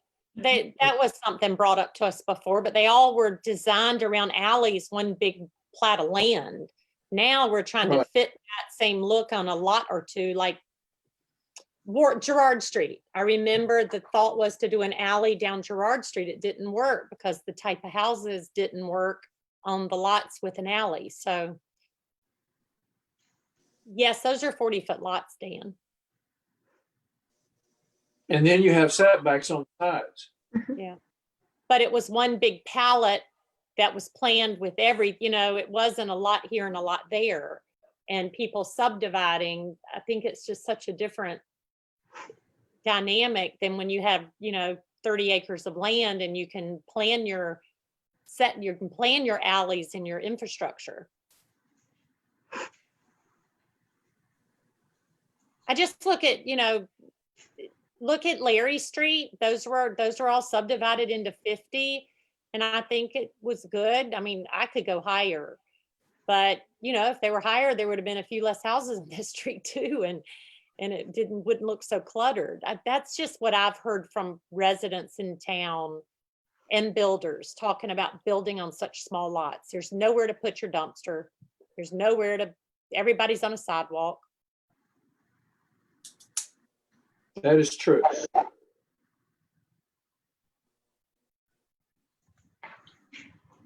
Anybody else? I mean, I can go with the mayor. I'm fine with that. Any other? Mayor, any Mayor and other- Council, I'm sorry, Lisa. I'm sorry, Mayor. No, that's fine. I was going to jump in. I've been taking some notes, and it's somewhat easy for me to take notes and try to assist staff along the way. What council really needs to know is that the workshop, I want to be really clear, you gave some direction as a council for staff to consider a minimum 50-foot lot width. And as staff brought that forward and assessed it, I think the Planning Commission had some great ideas and great concepts to address the problem, but with some other various solutions, such as different lot sizes and different housing types. You know, at the end of the day, staff is working on the subdivision of properties and the construction of new homes. Heather, where does this really take effect? Historic District, Buck Island, Simmonsville, and Gothey only? Yes, sir. Yeah, it's not the the PUDs wouldn't be bound by this or the development agreements. And so this is allowing, you know, the smaller the lot, the higher the density. The smaller the lot, the smaller the housing type as a solution. I think it's just that what we really need to hear from town council is if you remain steadfast in your 50-foot minimum, or if you believe that staff's solution to Planning Commission direction accomplishes what you set us off to do. I'm fine with 50 as a standard, but I'd love to hear from others. A question, legal question, I guess. What if somebody only has a 45-foot lot? You know, what if that lot's, this won't affect anything other than new subdivisions, or, you know, what happens there? If they have a lot that's less than the 50 feet, if 50 feet is the minimum that's approved, if there's a vacant lot that's less than that, they still have the right to build whatever use is allowed there, and we would find what's closest, because we already have to deal with that. That now there are existing lots of record that legally non-conforming existing lots of record that we then have to apply the closest lot type to it. They would not be allowed to further subdivide, however, if they didn't have that minimum 50-foot wide lot width. Heather, where is that documented? The non-conforming, that would be in the non-conforming section of the UDO. We can spell it out clear through here, but that would just be how we address any legally non-conformity. And I'm not sure what chapter number that is, I believe chapter 7. Okay, so if we approve this 50-foot lot, how can we grandfather those that have less than 50 foot now that they still could meet a housing size to meet those, to fit that footprint? Well, this is just for new subdivision. We could make sure that that's clear in the ordinance, and I could bring that before you, but this is just meant for new lots to subdivide it. I'll just have to pull out that ordinance language and make sure that's clear, and if we need to draft it clear language, then we could do that. So one question, Heather, just hypothetically, if you had a lot that was 90 feet and you wanted to subdivide it, you wouldn't be able to, correct? No, sir. If it were 45, like the recommendation from the Planning Commission, you would be able to. Right, depending on what the lot type is and where it is, yes. And I do know the Planning Commission had they had a lot of conversation on this, and some of their conversation they wanted to make sure they allowed flexibility, so that maybe if you were designing to say around a very large tree, that you could shift that, even if you had 100 feet, if one had to be 60 foot, in width and one was 40, that you'd have the flexibility to do that. So they had a lot of discussion with that.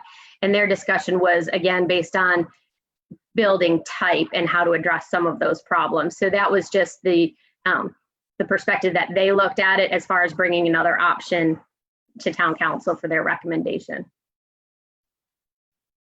Thank you. Any other questions?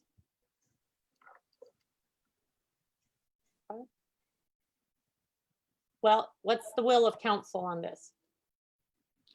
I like the recommendation from the planning commission personally, Lisa. Not saying, I don't know, but that's making them bigger. I mean, we're only talking 5 feet, but, you know, I don't know what that extra, you know, we could do the 50, you know, whatever everybody else wants. So I kind of like the 45, just because there's going to be a lot of circumstances that we're going to end up changing for them anyway. You know, hoops to jump through, so to speak. Any other questions? So is there a move to approve on first reading of amendments to the Town of Bluffton Code of Ordinances, Chapter 23, Article 5, Design Standards, General Standards related to Historic District Design and Lot Sizes? I'll make that motion. Is there a second? Second. Any discussion? All in favor, say by saying aye. Aye. Aye. Those against? No. Nay. Fred, did you vote? Nay. Okay. So what do we do now? It fails. So, Madam Mayor, Yes. Richardson LaBruce, the motion has failed on a vote of 3-2 against. So you can have another motion that's raised, possibly to accept or to approve the revisions with additional changes by council, if council wants to move those lot widths. So we can just modify that motion and try again. Okay. So that motion failed. I will throw out I can throw it out or someone else can read it. I'll just, Look, one question quick, Lisa, before you make the motion, Yeah. or somebody does? With No. the different categories, with the different areas that the planning commission had listed there, you know, on the street front, you know, the different types of buildings and stuff like that, there were different Yeah. different numbers there. So how would, maybe we should look at that one more quick time, Heather, and because if we go with a straight 50, they had different sizes for different types of uses, if I remember right. section 515, 5A starts it. Right, go down a little bit more under lot width by building type. Right. Well, that's what it says. A main street building 50 feet. Go down one more, go one more down, go a little bit further down. Sure. Right there. Wait a minute, 515.5.A says lot width by building type, right there, okay. So they increased it, Main Street building to 50, they commercial cottage, they jumped 10, live work side yard, they jumped 5, where I guess my thought was to keep all those 50. Commercial jumped 15 from 30 to 45. Yep. Cottage jumped 10. Everything jumped 20, jumped 10, jumped 5, jumped 10, and then jumped 10, jumped 15, jumped 5, jumped 10, jumped. I just think that's confusing, period. And I get, see, Heather, so our workshop was for her to push for everything to be standard and be 50, knowing we have to grandfather in currently replatted lots. Okay. My concern is that it's not documented anywhere right now where someone that have a smaller lot than 50 foot you could guarantee that we're going to show they don't, they can still build on their property. They just have to build a different size structure. I don't want. I that's- agree. Yeah. I Yeah, agree. So my- could we my- say on the motion that current lots already platted under 50 are grandfathered in? I don't see But- Richardson, but I only see Heather. My point on this, Mayor, if I may, Uh-huh. I'm not talking about an existing lot so much that's 45 feet, but a person that has a lot that's 90 feet or 95 or 97 or whatever that wants to build two places, they would be restricted from subdividing that, over half an acre of land, to build two structures because of the 50 feet. I don't know if we have any provisions that would cover that situation, but I'm sure we're going to have some of those.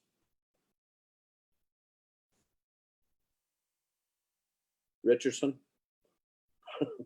Yeah, I know. He's right next to you. I was looking at him, but he didn't notice I was. He's in front of me. He's not next to me. So in dealing with these non-conforming lot sizes, it's trapped, and that's what I was doing. I'm sorry, I was looking over here, looking at Article 7 of the UDO that deals what and kind of establishes the standards that you can have for a non-conforming lot. So the ones that are below the what this change threshold will be, they will be grandfathered in by virtue of the UDO. But working on from the subdivision, going from that 95 or 90 down to trying to create two lots, that's where you'd be prohibited. That's where your non-conforming use wouldn't be permitted, because it be essentially an expansion of it, but it's also going to be prohibited directly by the UDO. Right. Does that answer your? Yeah, that's kind of what I'm a little concerned with. And also the depth of the lot. What if there's a 90 by 90? Basically, there would only be one structure. You wouldn't be able to subdivide that 90 by 90, which is just shy of a half an acre. No, not a half, a quarter of an acre. Yeah, a quarter of an acre. So I think you're right. I think you'd have to look at, I'm just kind of spitballing here, but if you're wanting to do something out there, you probably have to go with instead of a subdivision, condominiumize it and try to figure out another way around it. If it's kind of one of those case by case bases where you have to look at the properties. And with this non-conforming lot size issue, obviously extending up to 50, increasing that lot size, what the minimum would be, we'll have more of these properties being grandfathered in than keeping a smaller lot size. So that's the flip side of that same coin. Right. Well, and if we pass the other one, it could be an 82-foot lot. I mean, I think we're going to have some that might have issues, but just have to deal with them. And there are ways that planning can work around, I guess. Anyway. So is there a new motion that, I'll try wing it, that grandfathers in current lots already 49 feet or less, and to approve on first reading for chapter 23, article 5 design standards, with all the recommendations made, but changing minimum lot sizes to 50 feet across the board. Does that make sense? Richardson?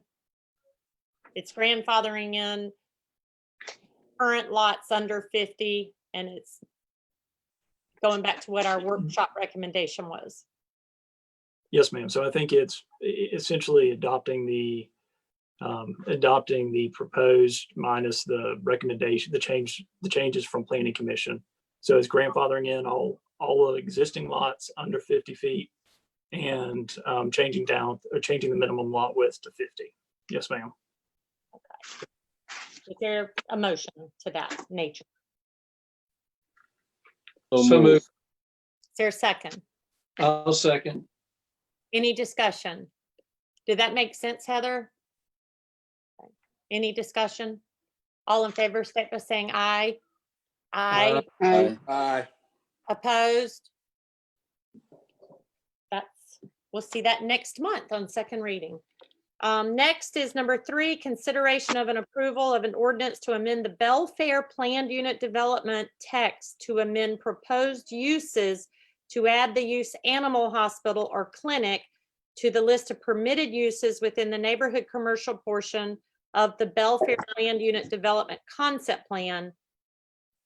Article 4, Section 8, subsection 6, this is first reading, and it is page 122. And Kevin, I see something new. We'll miss you, Heather, for a while. Kevin? Yes, ma'am. All right. Good evening, Mayor and Council. We are here this evening for the text amendment for the Belfair Planned Unit Development. We also have in the Zoom meeting is Mr. Walter Nestor with Burr Foreman, and he is the applicant on this. So as we stated a moment ago, this is the amendment. Sorry, give me one second here. For a text amendment to the PUD document for Belfair, which has its own separate PUD and is not associated with the Unified Development Ordinance. And this is specifically for the neighborhood commercial portion of this, where they're requesting to add animal hospital or clinic, but exclude the kennel category. And if you bear with me here, I'm going to show you the text on it. Just from an area map reference standpoint, you can see I've kind of highlighted, this is where the Kroger is located, IHOP, Chow Daddy's. This is the Belfair PUD master plan. As you can see, the area in pink is the neighborhood commercial that is in the town. The residential component and the multifamily component is not located in town. That is in unincorporated Beaufort County. So the request is specifically for Banfield Hospital. They're looking to rent one of the spaces in the existing building. Here on the layout, you can see this is at an angle from, if you're looking at 49 Island Road, onto the site. I've highlighted in red the location where they're proposed to go. However, I'd like to also state that with the text amendment, to allow for the animal hospital, technically it would be able to go in any location in any of the properties that are zoned that neighborhood commercial district. However, this is the site that they're proposed to go into. Again, here is just from a street view, just to give you an idea of where it's located. The actual text that is going to be changed, this is the exhibit that was provided in your packet. You can see under land uses, neighborhood commercial, highlighted in red what would be added here under section 6. And then if you look over on the second slide here, you'll notice that we've in essence crossed out what animal hospital, clinic under prohibited uses, but still left that kennel use. So the kennel use would still be prohibited in that neighborhood commercial district. There are various review criteria that are listed in your staff report. I'm happy to go over any one of them if you have any questions. The Planning Commission voted at their May 27th meeting to recommend to approve the text amendment as requested and as submitted. Tonight you have the authority to approve this application as submitted, approve with conditions, or to deny the application.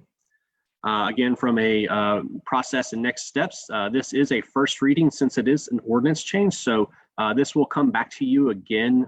It's anticipated at the August 11th meeting, which will be a public hearing and a final reading. I have a proposed motion here for you. And if you have any questions, I'm happy to answer them. Any questions of council for Kevin right now? I'll throw out one, Kevin. Can you go back to the map and just show us where any undeveloped land in that particular PUD is? Because you said this could be anywhere, not just there. Yes, ma'am. So, and I don't know if my cursor is showing up. If you'll notice on the far left, there is a purple, that is a maintenance facility that's associated with the Belfair Village. So that's already active. There's multiple buildings there. There is a small portion of land that is located here. That is the neighborhood commercial. That property could potentially be developed in the future. I would also state that it is in the Highway Corridor Overlay District.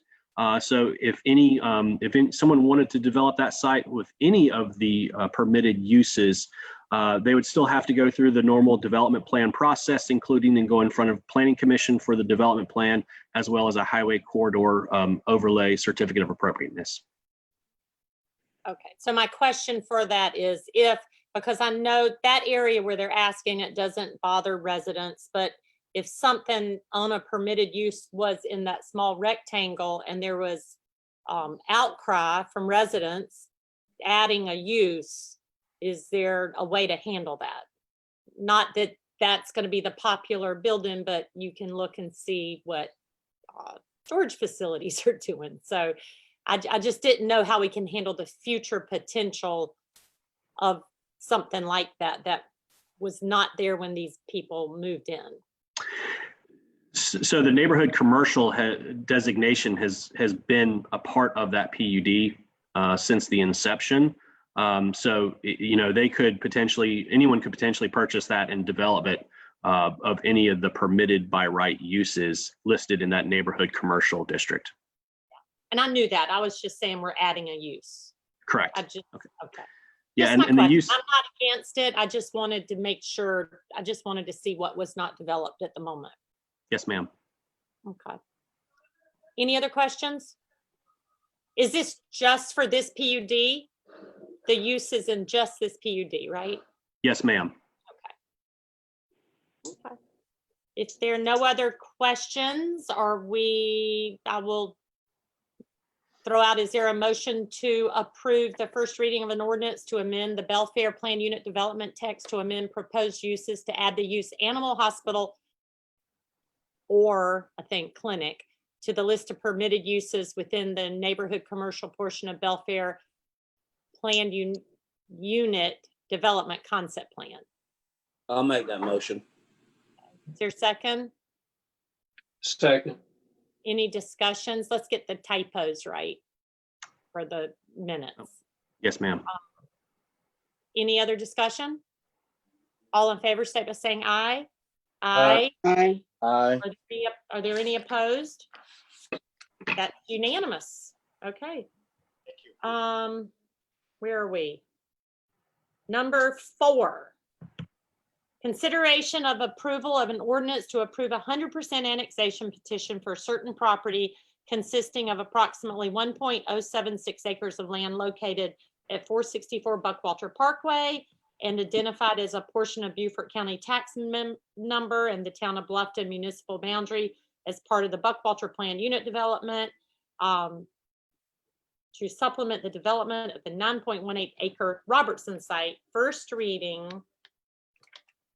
And this is on page 183. For those of you. Kevin, are you up? Yes, ma'am, I am again. So from an introduction standpoint, in accordance to South Carolina laws, that the town of Bluffton provides this annexation policy, which is the annexation manual.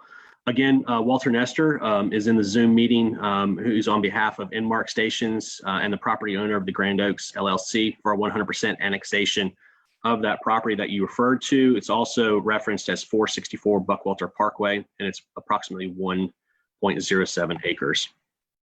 I'd like to state that in addition to this annexation request as it moves forward, there are various other concurrent applications that will come through with this. Again, this is the first intent to annex.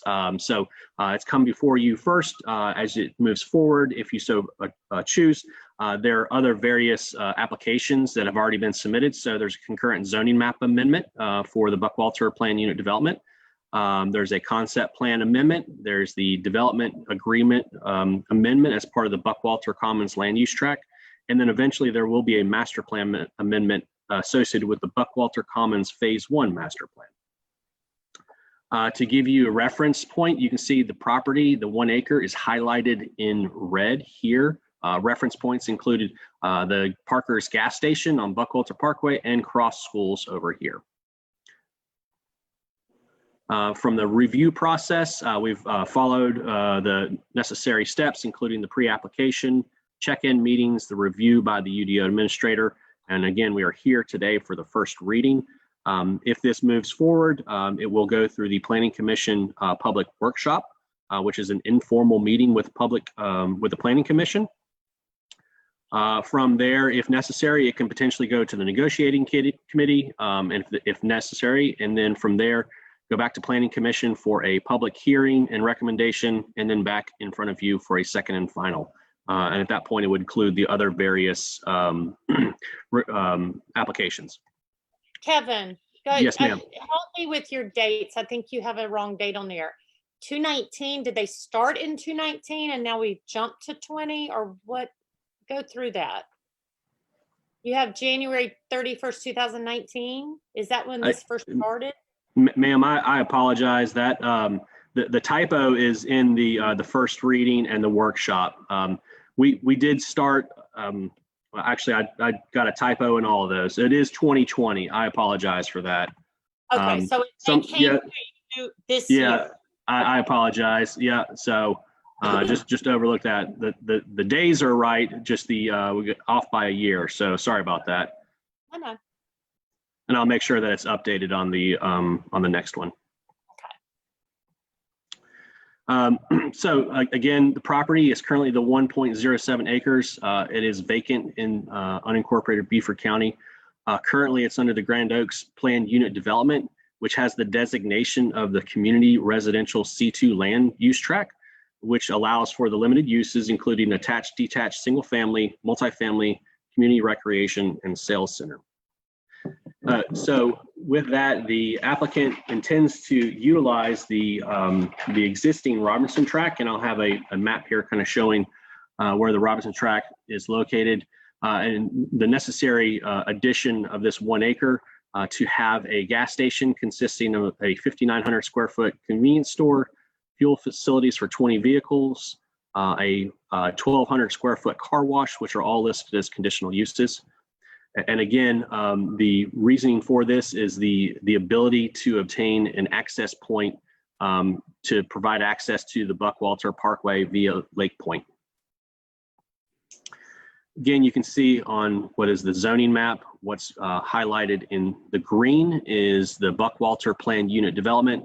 What's in gray under Sandy Point here, Lake Point Drive, is the county. This is just an existing copy of the master plan for the Grand Oaks, highlighting that C2 designation, as you can see in the corner, highlighted as red. Provided in your staff report, there are multiple pages that are associated with the land uses. As you can see, currently, you have the Grand Oaks Community Residential C2. Wherever you see a dash is considered not allowed. Wherever you see a P, it is considered permitted by right, and a C means that it's conditional, and there's various conditions that are associated with that. So from agricultural, civic institution, commercial, retail, again, currently are not allowed. If as proposed, would potentially be permitted by right with various items in here that are listed as conditional. Again, list of various commercial retail uses, anything from animal hospital, gas station, car wash, banks, clothing store, restaurants, office buildings, schools, lodging. And then once you get down to the community recreation, you'll notice that some of these uses are now consistent with what is in the county and what would be proposed. These would be anything from parks, community recreation, pools, open space, residential uses, and various utilities. if you have a specific use, I'm happy to try to look for it and we can go for it from there. But I tried to highlight just the larger uses. So this is part of, it's in the existing annexation boundary map that we have. It was provided in your packet. You can see the red dotted line that represents our future annexation. And this is proposed already in that location. So with that, we also have the future land use map, where you can see that it identifies the property as a medium density residential. It is anticipated that the future use of this is obviously not residential, but it does provide that neighborhood services that are supporting the residential properties around it. From the growth framework map, you can see I've highlighted in the inset here, kind of a star as to the location where this property is, which shows that it is in that town center assembly. There are, I believe, 14 various review criteria that are listed in the staff report. I'm happy to go over any specific one of them. If you have any questions, please let me know. Again, I think I picked up my dates here. I got them corrected on this one, so I apologize again. So we are here at July 14th, 2020 for the first reading with that intent to annex, and then in the future would go to the public workshop. Again, negotiating committee in the future, planning commission public hearing and recommendation, and then town council second hearing. I'm happy to answer any questions you may have about this. Any questions of council on this? Yes. Dan? The annexation process, is there any posting signage required? Yes, sir. There is requirements, and that is part of that. We required the applicant to provide the postings that have been. My understanding is that they will be sent out for the second reading. So for the first reading, it's not necessary, but it is for the second reading. So there'll be a sign on the property indicating the purpose. There'll be a sign on the property. There will be notifications that go out to adjacent property owners within 500 feet. Okay. Are you asking us, are we interested in this? Is that, I notice we have first reading, but then usually we just, before we go through this, we say, yes, we have an appetite, or no. Is that what your vote tonight will tell you? Because Yes. doesn't Yes. it give somebody a false sense of hope if we all realize second reading this isn't good? Yes, ma'am. Again, that's the intent purpose of it. So you have the ability to approve with conditions or to deny that first reading. If it is denied, then all of the other various applications, it would be a moot point, and then they would not move forward. I just wanted to get clarification on how we do this. Any questions? Bridget, were you out? I didn't know. I thought two people spoke up at once. Was there any question from anyone? No, I didn't have any questions. So my question, I guess, and maybe others will have, this portion to the south of this was annexed by the same group several years ago. And you're saying on the graph, under the Buckwalter PUD, that land has all of these permitted uses currently. I guess Yes. I'm hearing that.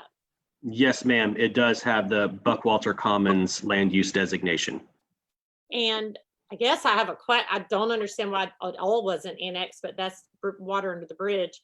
Are we upzoning this from the county standards? Yes, ma'am. Has the county chimed in on this? I believe we have a letter just stating the zoning designation of it, but I don't think we have any support or no support from the county. I'm happy to reach out to them if you'd like. I mean, I'm going to plan on, as far as we've come along with county council on respect, I sure am going to call between first and second to see, what their thoughts are.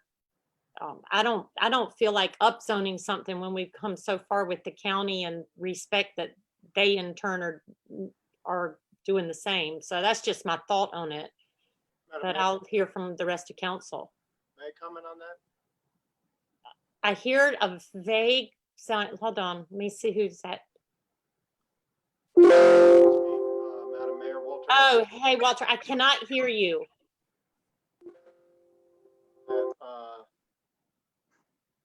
Speak and I'll tell you if everyone can hear you.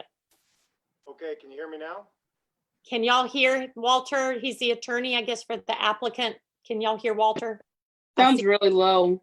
It's very low. If you can speak in or pull up your volume, perhaps. Go, try it again. Okay, how about? Any better? It's okay. It's better. And just very quickly, Madam Mayor, I just, two things I wanted to point out. Number one, we did reach out to the county and told them about our intent, so they're aware of it. The Robertson track was one of the first additions to Buckwalter Commons, and is, as Mr. Eichard noted, it is part of Buckwalter Commons and has all those uses. The area that's proposed to be annexed is bounded to the north by Lake Point Drive, bounded by the south to the Robertson track, bounded by the east by the Bluffton Parkway, and bounded to the west or southwest by ponds, very large stormwater facilities. So this parcel, this 1.07 acre parcel, it's a very small parcel, and its utility is virtually nominal without the addition to the Robertson track. And so the proposed development would be both with the Robertson track and the portion proposed to be annexed into the town.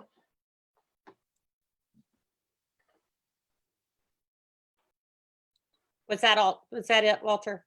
Thank Yes. you. Okay. Any other questions of Mr. Nestor, of Kevin?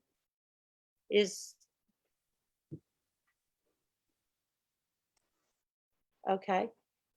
I will read it. I will tell you personally, I don't like upzoning. I think we've done really well. I know we will hear from everyone around there, everyone.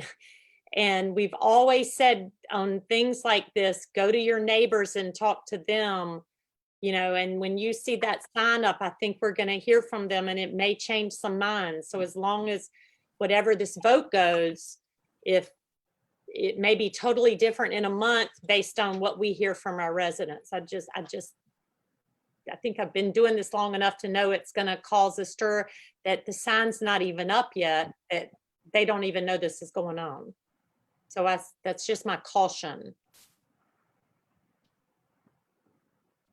So, no other questions? No, but I like to give my comments. I'm also concerned about upzoning without the neighbors being contacted and having an opportunity to wear their public comment if they needed to. And that might be a Heather or Mark question if that was ever done. Right, I'll leave it to Mark. Mark probably historically would know. We've changed these annexation requests so many times over the years to, you know, a heads up or down. Are we interested to getting it out in the public, which is always good. But Mark, do you want to chime in on that, or Heather or Kevin? Well, I'll defer to Heather, you know, let Heather lead that. And if she's missing anything, I'll fill in the gaps. Okay. Heather? Right. So at this point, this is with that annexation manual, the very first step. So we have not gone to that extensive public notice or further at this point. However, if the vote is that the intent to annex is a favorable motion to approve, then we will move through those steps. We haven't done so other than send those initial letters like Kevin Eichert explained and Walter Nestor also touched on. But at this point, we have not reached out to the neighbors, but it is certainly an extensive part of the process should it move forward. Fred, does that answer your concern? Do you want to change it? I mean, we have the right to change it. I'm not sure I understood what Heather said. I'm not quite sure I followed. It still doesn't say that we talk to the county ourselves, or we talk to Ashley Jacobs with the county, or we talk to the neighbors. At this point, we have not spoken to the county ourselves or the neighbors. We have a letter from the county that just simply states what the uses are as part of our application requirement. So at this point, we have not, as the town, reached out to the neighbors or the county. And it's Mark speaking, Mayor Salka, if I may. The very first folks that we talked to regarding an annexation, other than the petitioner, is you as town council. So before we spend any time calling the neighbors, calling Beaufort County, or having any coordination, the annexation policy and procedure manual drives the very first step, other than the intake of the permit, or I should say the petition, is to ask council if you have an appetite. If you have an appetite for the annexation, and if you have an appetite for the proposed zoning. You could say that you have an appetite for the annexation, but you don't have an appetite, as you've said many times in the past, for the proposed zoning, right? This is going from residential to commercial. It's at a corner of Buckwalter Parkway where a current signal exists. It's across the street from another gas station, but it's also literally across the street from residential homes. The growth framework map in this area shows that this is a dense intersection, that over time, this intersection is more dense on the intersection than it is dense at the edge of town. And so we, in the past, haven't really made any moves on annexations without asking you if you have the appetite for both of those items. It's not to say that second and final reading is guaranteed if you pass first reading. There's a lot of work to do. But at the end of the day, this is essentially a simple look. This is an annexation of a piece that's residential. It was probably planned for a sales center at a corner years ago, prior to the signal planning, as that came later. And what they're trying to do is put a gas station across from another gas station to serve the need of traffic on that side of the roadway, driving south, as well as those residents coming in and out of their community day and night. So if you'd like to table the application and come back for first reading, or if you'd like to pass first reading, I don't know how to come back to you after we talk to Beaufort County and the residents, unless and until after second and final reading, of which staff would have worked countless hours and the applicant and their team would have spent countless hours and dollars on it, trying to determine zoning, only to wonder if you have an appetite for that zoning district. And I think that's really going back to why we put those annexation procedures in place, was simply to get your intake, or I'd say input, on the zoning and annexation. It's within our growth boundary, but a gas station on a corner that really hasn't been planned for a gas station on a corner, we'd just like to hear from you whether we move forward or not. Mayor, Yes, yes. Are we legally bound when you do a first reading to have the second reading the following 30 days or so later? No, sir. Councilman Not for Wood, you're, something like this. And it You're- wouldn't you're happen in not. 30 days, I don't think. No, there's many steps, and I'm sure Heather has them wonderfully outlined in her presentation or her report. I think Richardson was going to answer me. I'm sorry. Yes, Richardson. Councilman Wood, you are not, Mark was correct. You're not required to have it within 30 days.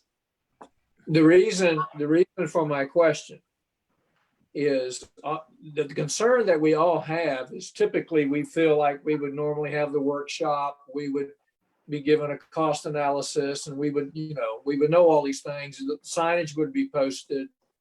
So I personally, I have the appetite to have this discussion about the gas station there, but only without the knowledge of how the county and everybody else feels.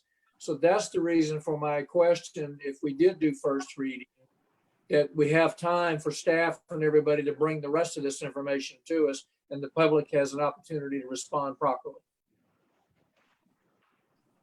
And that's where I was going, Dan, at the beginning. I just, it's going to be a lot of work put into this. I don't know if my appetite is to annex something where the next step is to upzone it. I just look forward. The road from Old Miller Road has not been paved through Grandy Oaks. It's so much, I just see more strain on the town to have to do more things for congestion purposes with that development, has that new home community going on. I mean, I will vote to get it to the next step, but I'm not in favor of changing the zoning at this moment. So that would be I would hope that goes back to that applicant, because I don't want anyone to feel like this is the next step to a yes, because it might be, but it might not be. So I just don't want to. I agree with you 100%. That was the reason I was asking those questions. Until we hear from everybody, I wouldn't want to have a vote. So the way it's set up in our manual, and we can always change it, but tonight's manual is to vote on first reading. Is there an appetite? We do not have to come back, and that Kevin moved real quickly past the calendar. It does not have to be August. I'm sorry about that. Here you go. That's okay. I mean, you have it going to planning. You have kind of a speedy, let's see, when does it come back? It comes back to town council in November. So it gives that August, September, October. It's 4 months in between based on this schedule. But is there an appetite to move up first reading the way this is set up? Not for me.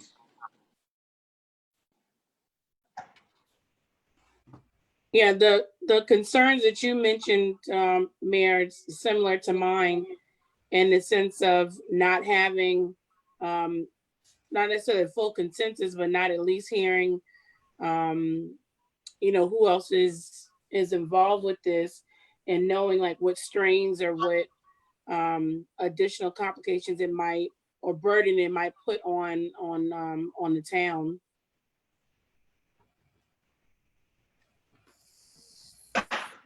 So we are asked to vote on first reading, to go to the next steps to find that out, or not knowing. I mean, Mark or Heather chime in. This is our annexation manual. So to support the applicant, they're following our manual's instructions, and this is the way it is. So tonight we can vote on first reading and clearly state what our conditions are, and that is that there may be issues with the county, there may be issues with infrastructure. I hear two others than me, so I mean, and I heard Dan. I think it just can't look like it's a shoe-in to go to second reading and pass. I don't know if they want to spend that much time on it, knowing that. Yeah, we appreciate that. I mean, Yeah. This is Walter Nestor again. Like, we appreciate that. We are following the process. This is the first step in the process so that we can engage with town staff, so we can do our mailings and our postings, engage with the community, and to get the process started. That's all we're asking for. We're not asking for any commitment from council to do anything other than to get the process started, so we can, again, engage with staff, engage with the community to make sure that all the questions are answered. Until we do that, I don't think it's fair for the applicant, but I also don't think it's fair for the town, because the town doesn't have the information that we're going to generate in this 4 or 5 month process before the application is back in front of you. it goes back to staff, it goes to planning commission, maybe it goes to the negotiating committee. There's a lot of steps that come up next that we believe will give council all the information it needs to make an educated decision at the end of the process, at their second reading.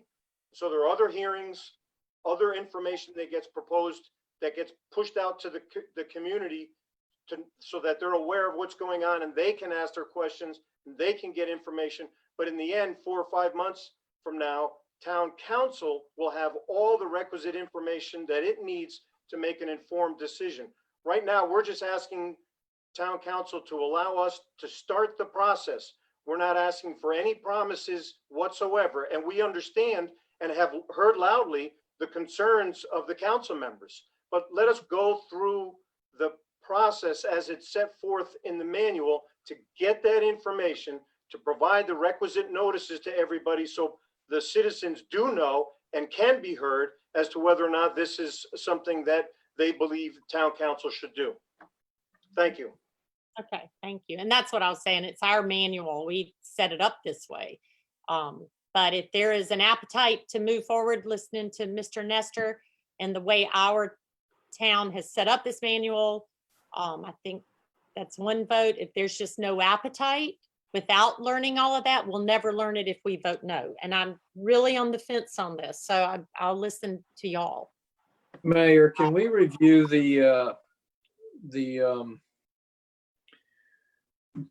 what am I trying to say? What we would be approving? Can we look at that? Are you referring to the motion, or are you looking at the Yeah, correct? yes, no, Kevin, thank you. That's what I Sure was thing. trying to get. So they're basically wanting to annex the land in on first reading. They're not even talking about zoning. You just gave that to us for information, right? Yes, ma'am. So there's no zoning perception of anybody if we are just considering pulling in the land. It is the intent to zone, and as Mr. Nestor had stated, and it's provided in the staff report, the various, cost benefit analysis. Those are all items that staff would then start working on once you decide and allow us to move forward with that process. I mean, couldn't we add language in there to the effect, something like, if we decide to go to first reading, if it passes for information, additional information only, or I don't know, something along those lines? To accumulate additional information, I don't know. Well, again, Mr. Councilmember Wood, Walter, if Richardson could answer his question real quick, and then I'll let you say something.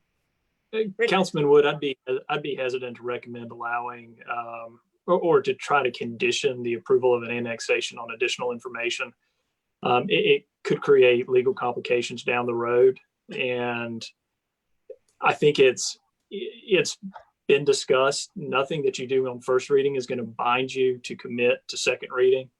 All 5 council members can vote in favor of first reading, and all 5 can vote against second reading.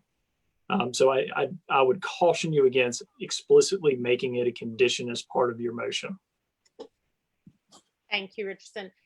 Walter, did you want to respond? Well, I was just going to essentially what Richardson said. This is the statutory process. The first one is just an intent to annex, starting the process. Then the discussions take place, and Richardson said it best. It could be unanimous to approve intent, and then to annex, and then at second reading, we're not interested. And we have to, there's planning commission and others meetings and hearings that take place between now and the time of second reading. Thank you. Thank you. Anyone else? Mayor, I'm just sitting here. I don't really have a dog in this fight at all, other than just trying to make sense. My concern is if it's the majority, from just listening to you guys, are not too excited about it, or do we want to go ahead and put 4 months of work on our staff? I mean, if we think that it's going to be something that's going to be 90% possibility of being knocked out, what should we do? Should we approve it, or should we say, no, we're not interested? You know, I'm not saying my opinion. I'm just searching for the logical thing. I mean, it sounds like you and the rest of council are pretty much not interested in upzoning. So if we're not interested in upzoning, then I don't know that we should burden town staff and legal to move forward. I mean, it's just my thoughts. No, well said.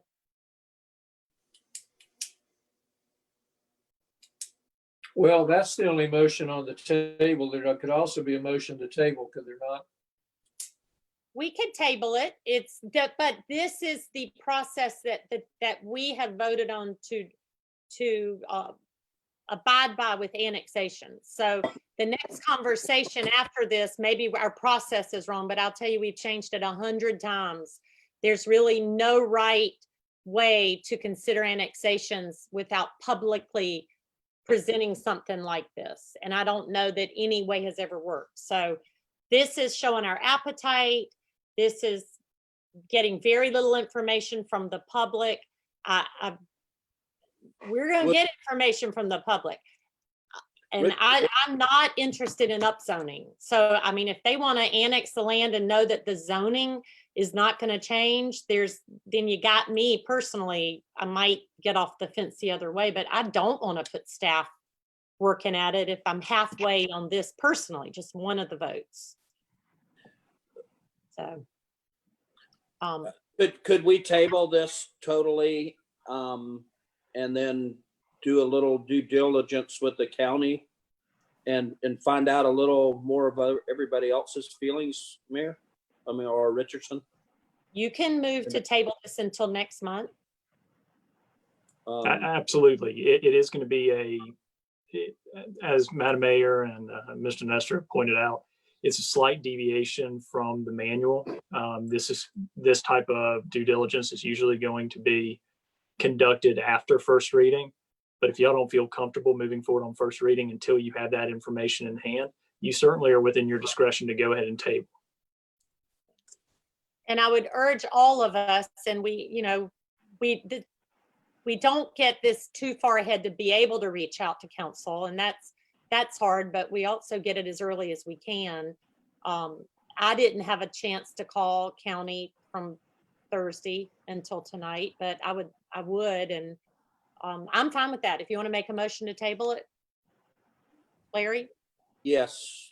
How do I word that? I Is make there a a motion? Is there a motion? Just say you'd like to table this item on the agenda. Yeah, that's what I was going to do. I would like to table this Larry's item. made a motion to table item number 10 under formal items, number 4. Is there a second? Second. Any discussion? And we'll bring it back in August, Mark. Put it on August, so we'll have 30 days. Any other discussion? All in favor, state by saying aye. Aye. Aye. Opposed? None are opposed. Okay, we'll get this on August agenda. Number 5, consideration of approval of an amendment to the initial master plan for property referred to as Cypress Ridge within Jones Estate Planned Unit Development to amend the transportation network by adding roads and service lanes to the commercial village area located at the intersection of 170 and Mill Creek Boulevard. And Kevin. And this is page 352. Yes, ma'am. So again, we are here this evening. This is for a master plan amendment to the Cypress Ridge master plan. As you remember, this came before you, I believe it was back in January. You had some specific requests associated with that, which I'll get to those here in a second. Again, just as a recap, on the left, you'll see the existing master plan. Specifically, they're requesting to move 44 of the residential units off from Oak Barrel Boulevard over to Blakers Boulevard, which you can see that here in the existing, it's the orange area, has since been moved over to Blakers Boulevard here. as well as the recent discovery of 3 of the graves that were unknown previously. They've since updated the master plan to reflect. You can see that there is an existing cemetery that's located here that was known about, and then there was a newly found graves that are located here. They've removed that commercial designation from that area, which will then be just an open space area. Just quick for an aerial map standpoint, you can see Mill Creek, Four Seasons is the Cypress Ridge master plan. Again, the existing master plan that's on file. The new master plan, as previously stated, showing the changes. And then during that meeting, Town Council, you proposed multiple questions to staff regards to the formal acknowledgement of the discovered graves, identifying the significant trees in that residential area, the newly residential area, and labeling these trees that can be saved during construction. So staff worked with the applicant to have the graves labeled, and they'll be labeled on a plat that'll be recorded with the Register of Deeds. They've also converted some of the townhome units from the 4 units to 6 unit buildings, which they're able to preserve approximately 20,000 square feet of open space and approximately 58 trees on that site. And then also the resubmittal documents do include the sidewalks that were part of the Planning Commission recommendation. Again, from that Planning Commission recommendation back in November 2019, just to say these were the conditions that they had, which have since been completed and acknowledged.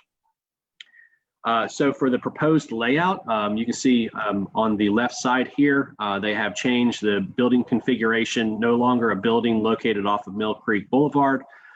There's this entire approximately 20,000 square feet of area of existing trees that will be saved and untouched. And this actually helps to provide a buffer for the rear of these homes as individuals are driving through entering the neighborhood. There are also other various trees on the site that the applicant was able to save. So for the tree save, they did some comparisons just so you can see for view 1. These are some of the trees that will be removed. This is the area of the open space that will not be touched. So you will not be able to see any of the homes through here. This is for view 3, one of the trees that will be removed. There's a few trees on the side here. One of the trees, which is a live oak, while it's shown as a large live oak, there's various dead limbs on it, which make it, once things are removed, that it just would not be a feasible tree to save. Again, this is view 5. View 6, you can see that there's some existing trees that will help to create a buffer for some of these homes, along with these existing residential units.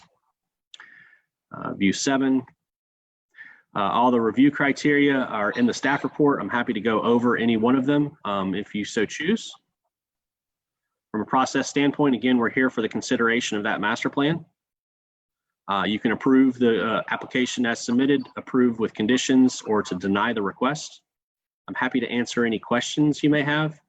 And again, as those conditions that were specifically required through Planning Commission have been updated on the plans, therefore there are no additional conditions as part of that submittal.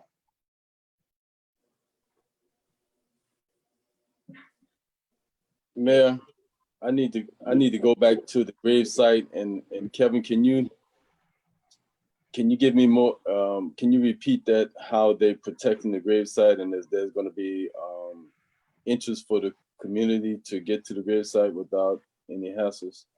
Yes, sir. And I neglected to mention that the applicant, Mike Hughes, is also in the Zoom meeting.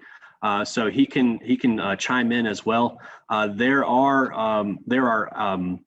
are actually two parking spaces located right next to the entrance, the welcoming center, that people have the ability to park there, walk up. I believe there's already an existing fence around that. There's additional landscaping that's going in. And I believe that the applicant has stated that it will put a small sign up there. It's also my understanding is that since the last meeting that we've had, one of the relatives of one of the individuals that is buried there was able to actually find him and was able to obviously find out where he was located.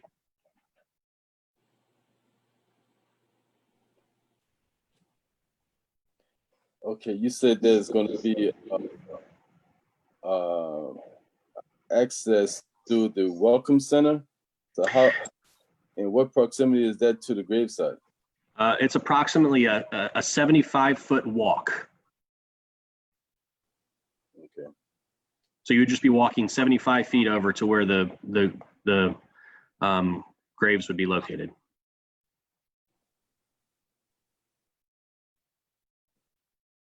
And how many parking spaces you say was it? 2. 2 parking spaces. Okay. Yes, sir. All right. Thank you. Yes, sir. Any other questions?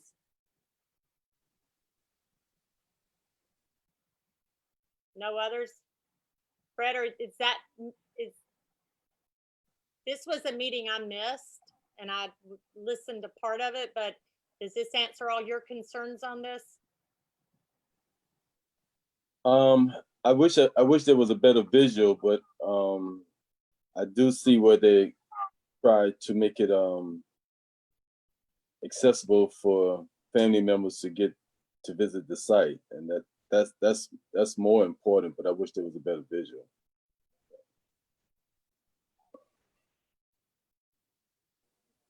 You want a better visual?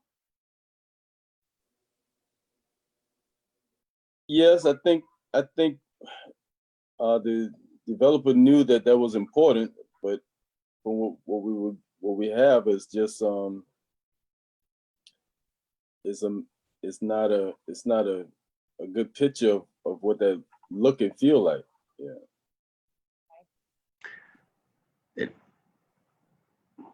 And if I may, I believe the applicant, Mike Hughes, is on the line. He may be able to provide a clear picture as to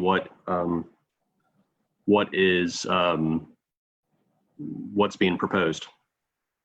Sure. Good evening, everyone. My name is Mike Hughes with Thomas & Hutton, and for this evening, I'm actually here on behalf of D.R. Horton. And so D.R. Horton is the controlling owner, developer of the northern portion of the Jones Estate PUD Shubrick Lakes area. So K. Abdanian is actually developing the area where the grave sites were located. I do happen to be the engineer for them as well. And so when we were applying for the application for the amendment to the 44 units in front of Cypress Ridge or Mill Creek, we included this as part of the application, and D.R. Horton was okay with us adding that, saying that it was a master plan of the entire area and creating the green space in front of the Four Seasons property. Four Seasons does plan on, they have an easement, and they're still working with the attorney as to whether it's going to be a fee simple property or whether it's just going to be an easement on their property. That's 33 feet by 22 feet, which encompasses the limits that were established by the state's archaeologists for the grave area. And we are working with Wooden Partners, and KHAB is working with Wooden Partners to establish an attractive fence and a pathway that leads to there. We are more than happy to accept any input you may have. You know, they're still actively under construction out in front, not specifically at the gravesite, but in that general area. And any enhancements you'd like to see, we're welcome to that feedback. And so as we move forward, we'll add what we deem or what you deem to be appropriate for that site. Mike. I appreciate Sorry, that. Fred. Oh, wait, Fred, I Fred, then yes. Dan. I appreciate that. But comfortably, I would like to have that in our motion or have that in writing. Sure. Okay. Mayor, Dan, yes. question for Mike. Mike, you may have said this and may have been in the report and I overlooked it, but is there a walkable path that's 75 feet? Yes. Okay. Walkable meaning defined, y'all are actually going to define a pathway there? Correct. Okay. That's good.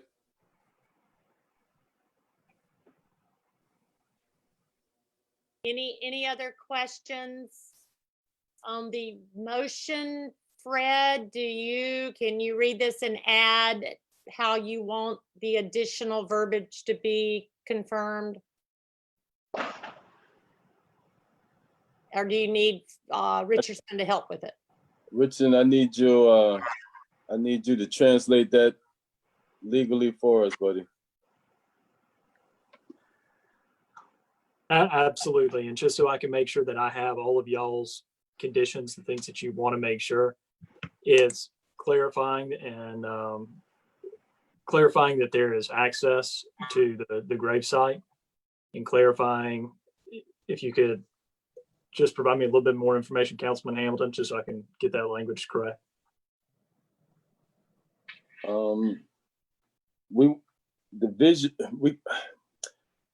They didn't provide us with a clear picture so we could see what they look and feel like, how the gravesite is going to be preserved, or how it's going to, where the family members going to have access to it.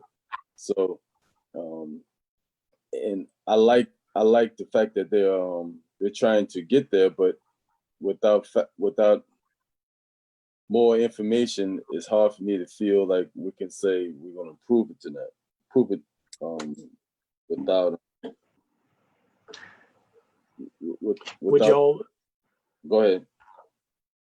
So would you be happy with, or be content with, say, I move to approve the master plan amendment for Cypress Ridge as submitted, subject to the applicant providing town staff with a detailed plan showing the preservation of the gravesite and permanent access to the gravesite? Or is it something you wanted to come back before council? Can I mention something real quickly? Yeah. Wait. Fred, did you want to respond? Mike wanted to respond. Yes. I think I want the project to move forward, but I don't. But it's that portion of it I need to come back to council for approval. Okay, Mike, sorry, I just wanted to get Fred's comments to that. No, sure. So we have a development permit for the first phase of Four Seasons, and part of that included a landscape plan. So at the time the landscape plan was prepared originally, we did not know of the gravesite. It seems appropriate that a landscape plan, and this is within the Highway Corridor Overlay District as well, that it would be appropriate that a revised landscape plan and a revised hardscape plan that's appropriate for the gravesite, that adequately serves the gravesite, would be brought back now that we have this additional information. So that would give the opportunity to review the full detailed landscape hardscape plan of that cemetery site, given the identification of it as new information.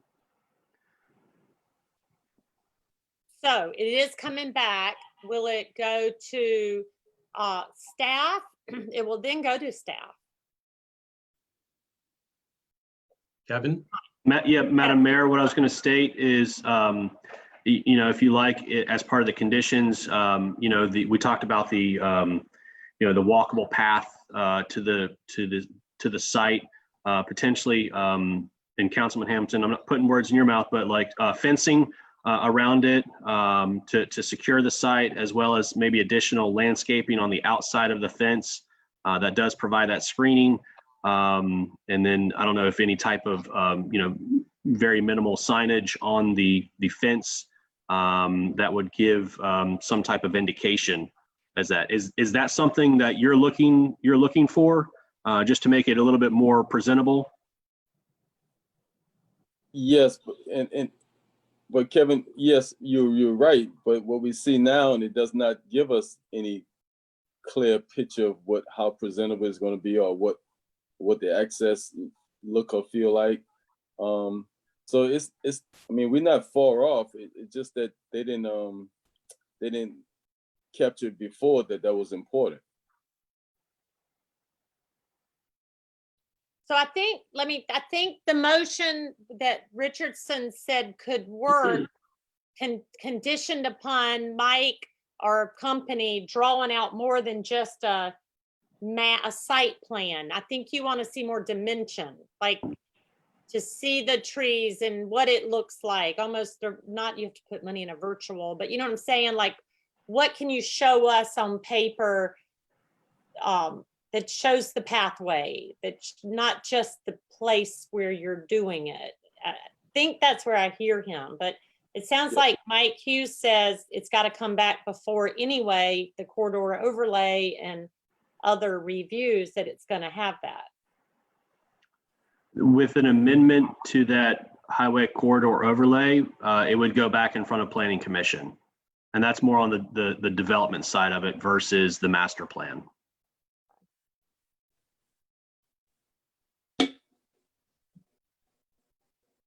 Well, I'm with Fred. I'd like, I mean, there's got to be some comfort between what Mike just said and what Richardson said as a motion without having this to come back next month. So to condition it, seeing a more detailed visual of what it's going to look like. Mike, you can chime in. That's exactly where I think we need to be. Okay, Mike Hughes, did you understand that? Yes, no problem. Okay, so now Richardson, what's that motion?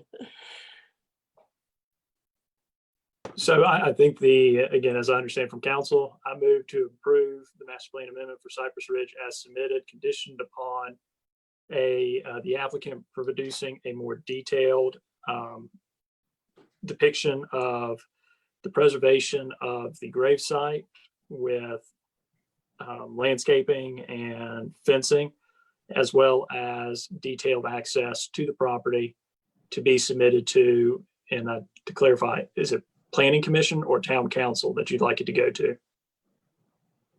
I think it should come to town council. Just bring it back to town council before, I mean, it's going to add another month on it. If we went to plan, seriously, I don't want to slow the process down. So if we went to Planning Commission, how are they going to know that we're satisfied with it? That's my only problem.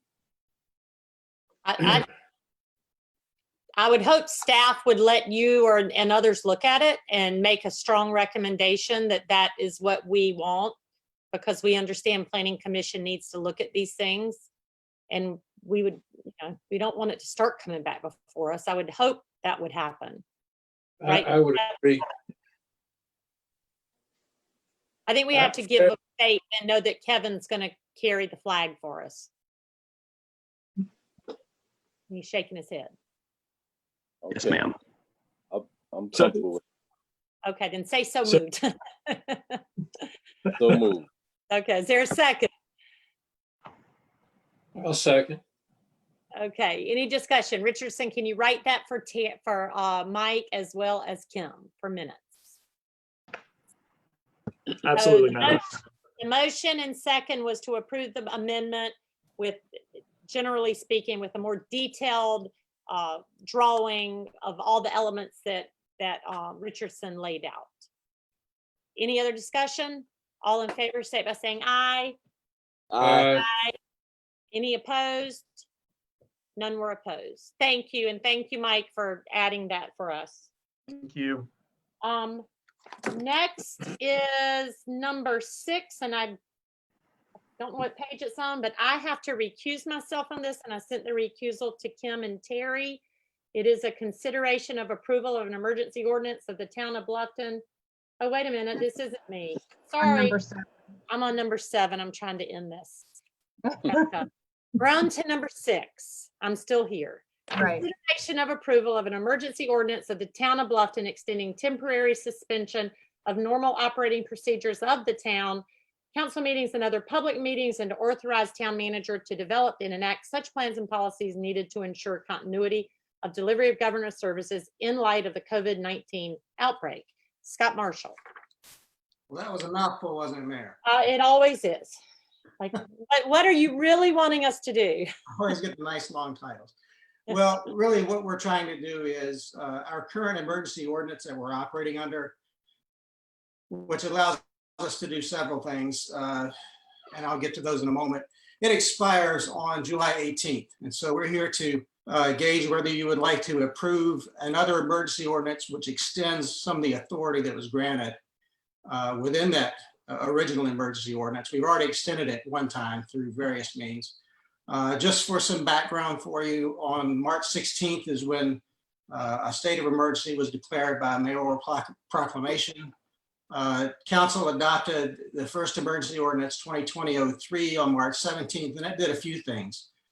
It provided standards for electronic meetings in section 1. It also authorized the town manager to develop and enact all such plans and policies intended to ensure continuity of delivery of government services in section 2. It suspended certain municipal deadlines in section 3 and 4, and those were primarily had to do with accommodations, tax deadlines, and business license payments.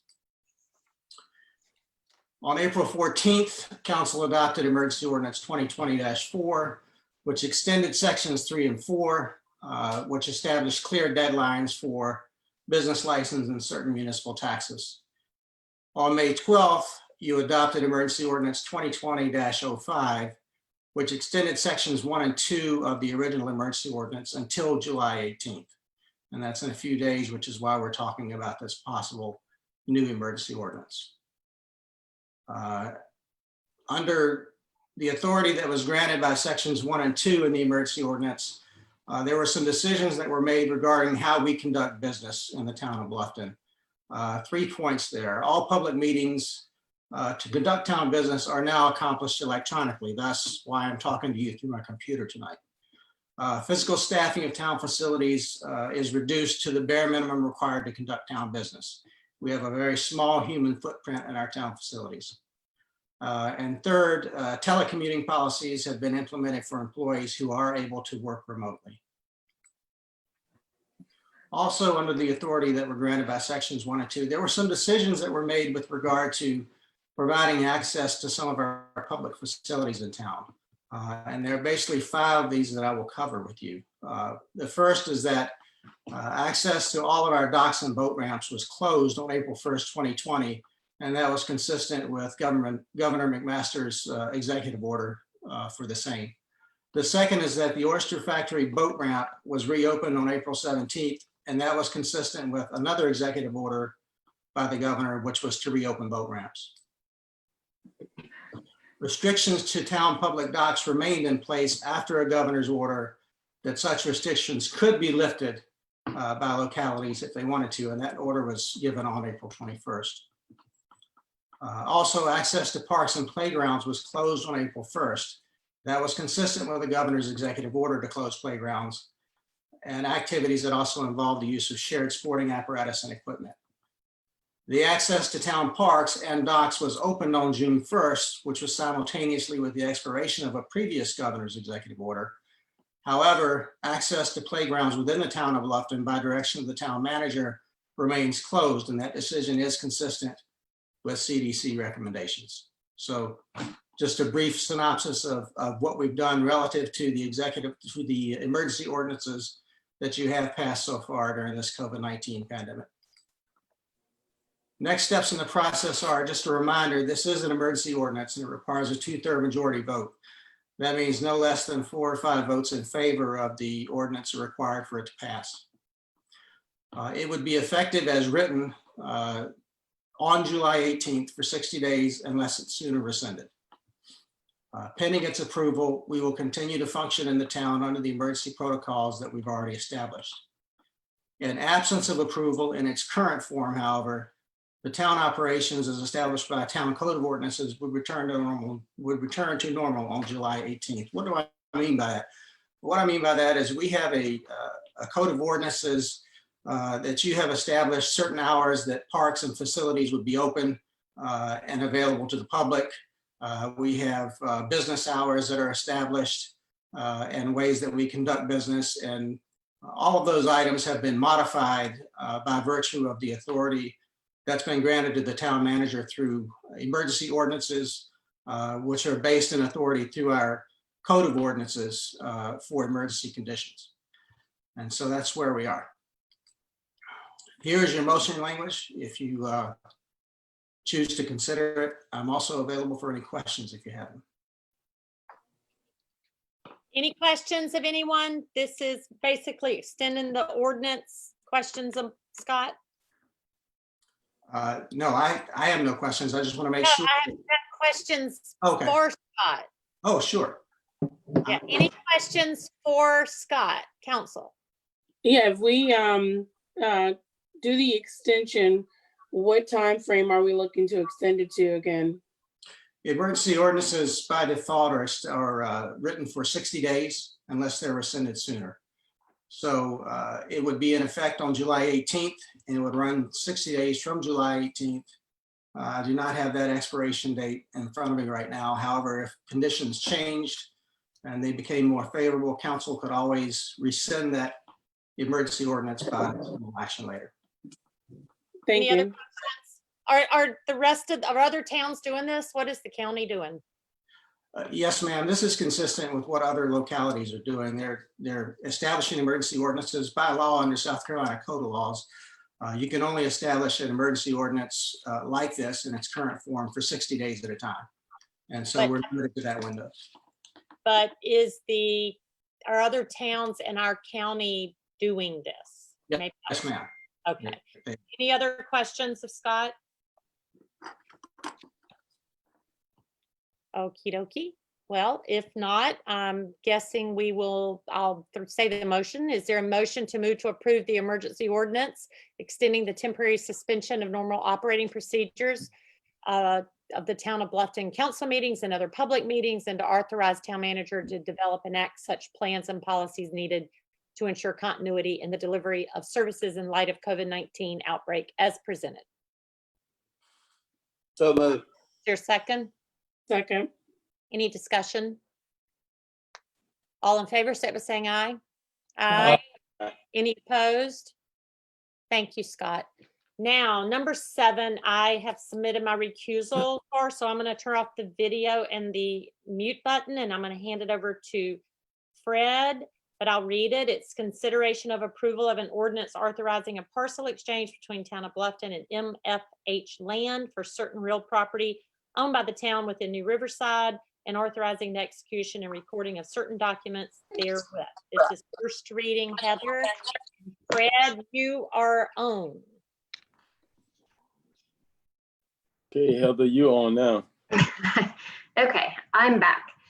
So like you stated, this is consideration of an ordinance authorizing the parcel exchange between the town of Bluffton and MFH Land for property we've referred to as New Riverside Village, and this is the first reading. You may recall on January of last year, 2019, New Riverside LLC donated a little bit over 7 acres within the New Riverside Plan Unit Development Concept Plan. Following in February of 2020, Town Council, you all conditionally approved the New Riverside Village Master Plan, which included this area. And this was part of the next steps when we brought that master plan forward to you for consideration, as far as the subsequent steps once that was approved to move forward. So this is where we're at today. The master plan, which I will bring up in a moment, but that shows an alternate layout for the town-owned property, which will ultimately house a town public-owned park with amenities as well as the stormwater facilities. Also shows some revisions to the existing primary access point on New Riverside Road, which includes a median cut and installation of turn lanes that will service not only this New Riverside Village, but also the adjacent parcel, the town-owned parcel that we refer to as the barn parcel, or where the fire district is locating. Again, to move forward with that master plan that was conditionally approved, the first step is the exchange of that town-owned 7.11 acres for the reconfigured parcel, which I will show you a little bit later in my presentation. And then also to memorialize the provisions for the development of the project. So the construction of that public park, cost sharing for the relocation of the median cut and the other infrastructure improvements needed, as well as maintenance responsibilities, easements, and signage.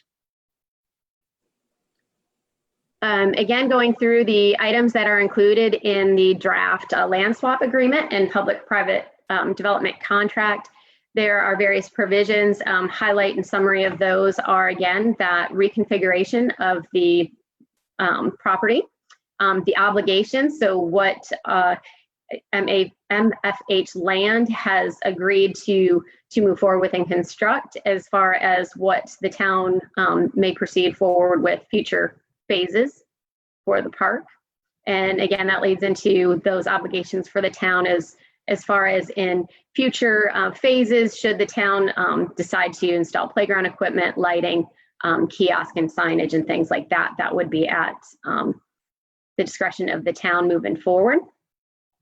The cost share for the improvements to New Riverside Road, to relocate that median cut, the installation of the turn lanes, and what staff had worked with as far as the numbers, and which is how we got to the 60% and the 40%, as far as the improvements that would be needed for the town to access the town park, as well as what improvements would be needed for this property. So this is how the split turned out. Moving forward, that also includes easements for utilities, stormwater maintenance, as well as easements for access, parking, signage, drainage, and maintenance. Now moving forward to the master plan that was approved. This is the master plan here to give you a reference. Here is the circle, the traffic circle there. So this, you may recall, this is that master plan that was approved by town council, and they did meet the conditions that were also part of that approval. Going through there, when we discussed the reconfiguration of the parcel, this corner here, parcel 4B3, that is the parcel that the town currently owns. And this shows that draft reconfiguration plat. And for reference, this is the circle. So the north of the map did change slightly, but this is that reconfiguration plat. So you see this little this piece here, and that's what you would see is that town park, proposed town park. Again, here's another visual that shows the hatched area, shows where that configuration would follow. And then this is a schematic plan of what that park could look like, or what it would be envisioned. So here in this top corner of the slide is this area right here, that bridge, so to speak, across that stormwater pond. But that stormwater pond would also function as an amenity. So that would have benches, here's a viewing pier, and a fishing dock.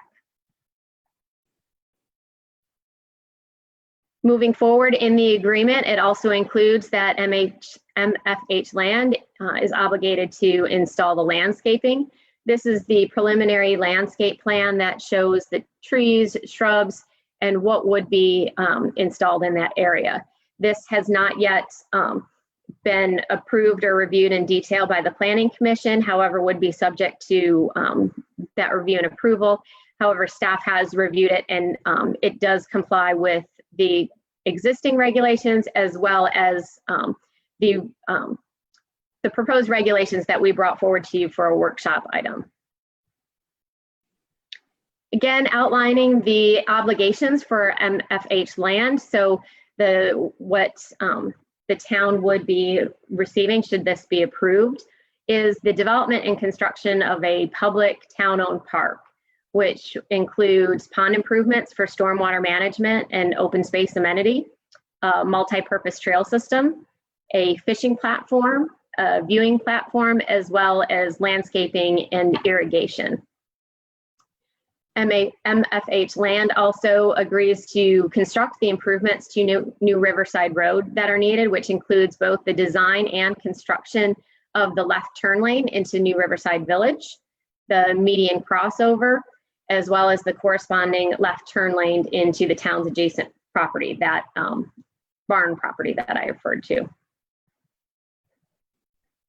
Then what the town may proceed forward in future phases, depending on how that is planned out, would be the details of that town park. So playground equipment, site lighting, site furniture, wayfinding signage, and then also reimbursement of the 60% of the total costs for that median and turning lane improvements.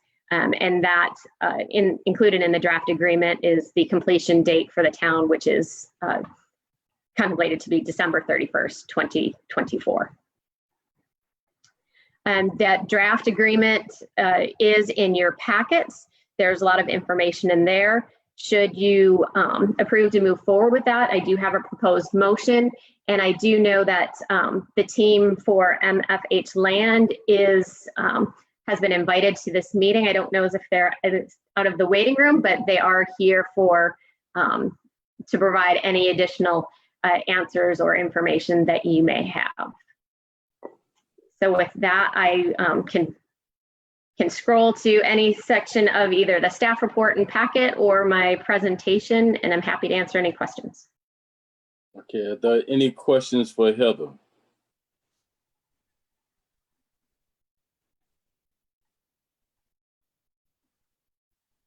Heather, I have one question. What is a viewing?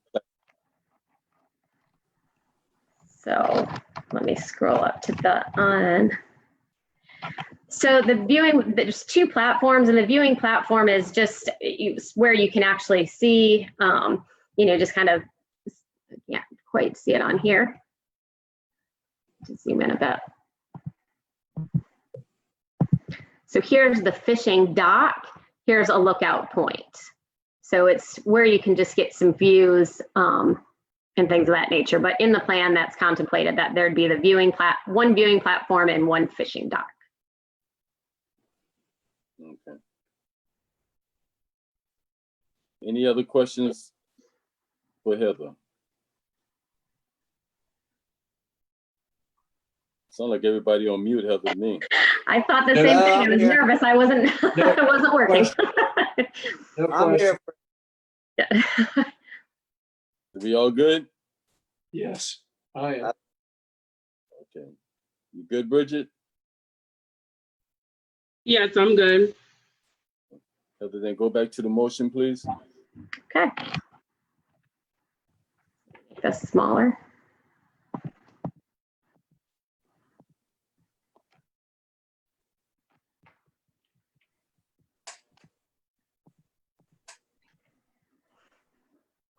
Okay. This proposed motion by first reading of this authorize a partial exchange between the town of Bluffton and the MFH Land LLC for certain real property owned by the town of Bluffton within the New River identified as R610-036-000-3214-0000 and authorizing the execution and recording of certain documents therewith. Is there a motion to accept? So moved. Is there a second? Second. All in favor, let it be known by saying aye. Aye. Aye. Opposed? Ayes have it. Thank you, Heather. Thank you. Lisa, you can come back now if you will. I'm back. Thank All right. you. Next is great job. Next is our consent agenda. Anything you need pulled off from the consent agenda to discuss? If not, is there a motion to accept the consent agenda? There's second. Oh, Larry seconded. Any discussion? All in favor, state by saying aye. Aye. Any opposed? That's unanimous.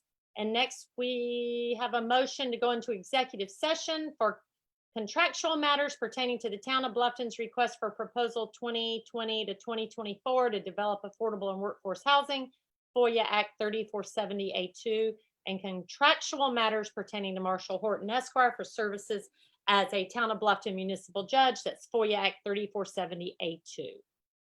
So moved. Your second. Second. Any discussion? Do we stay on or do we all log off and start over?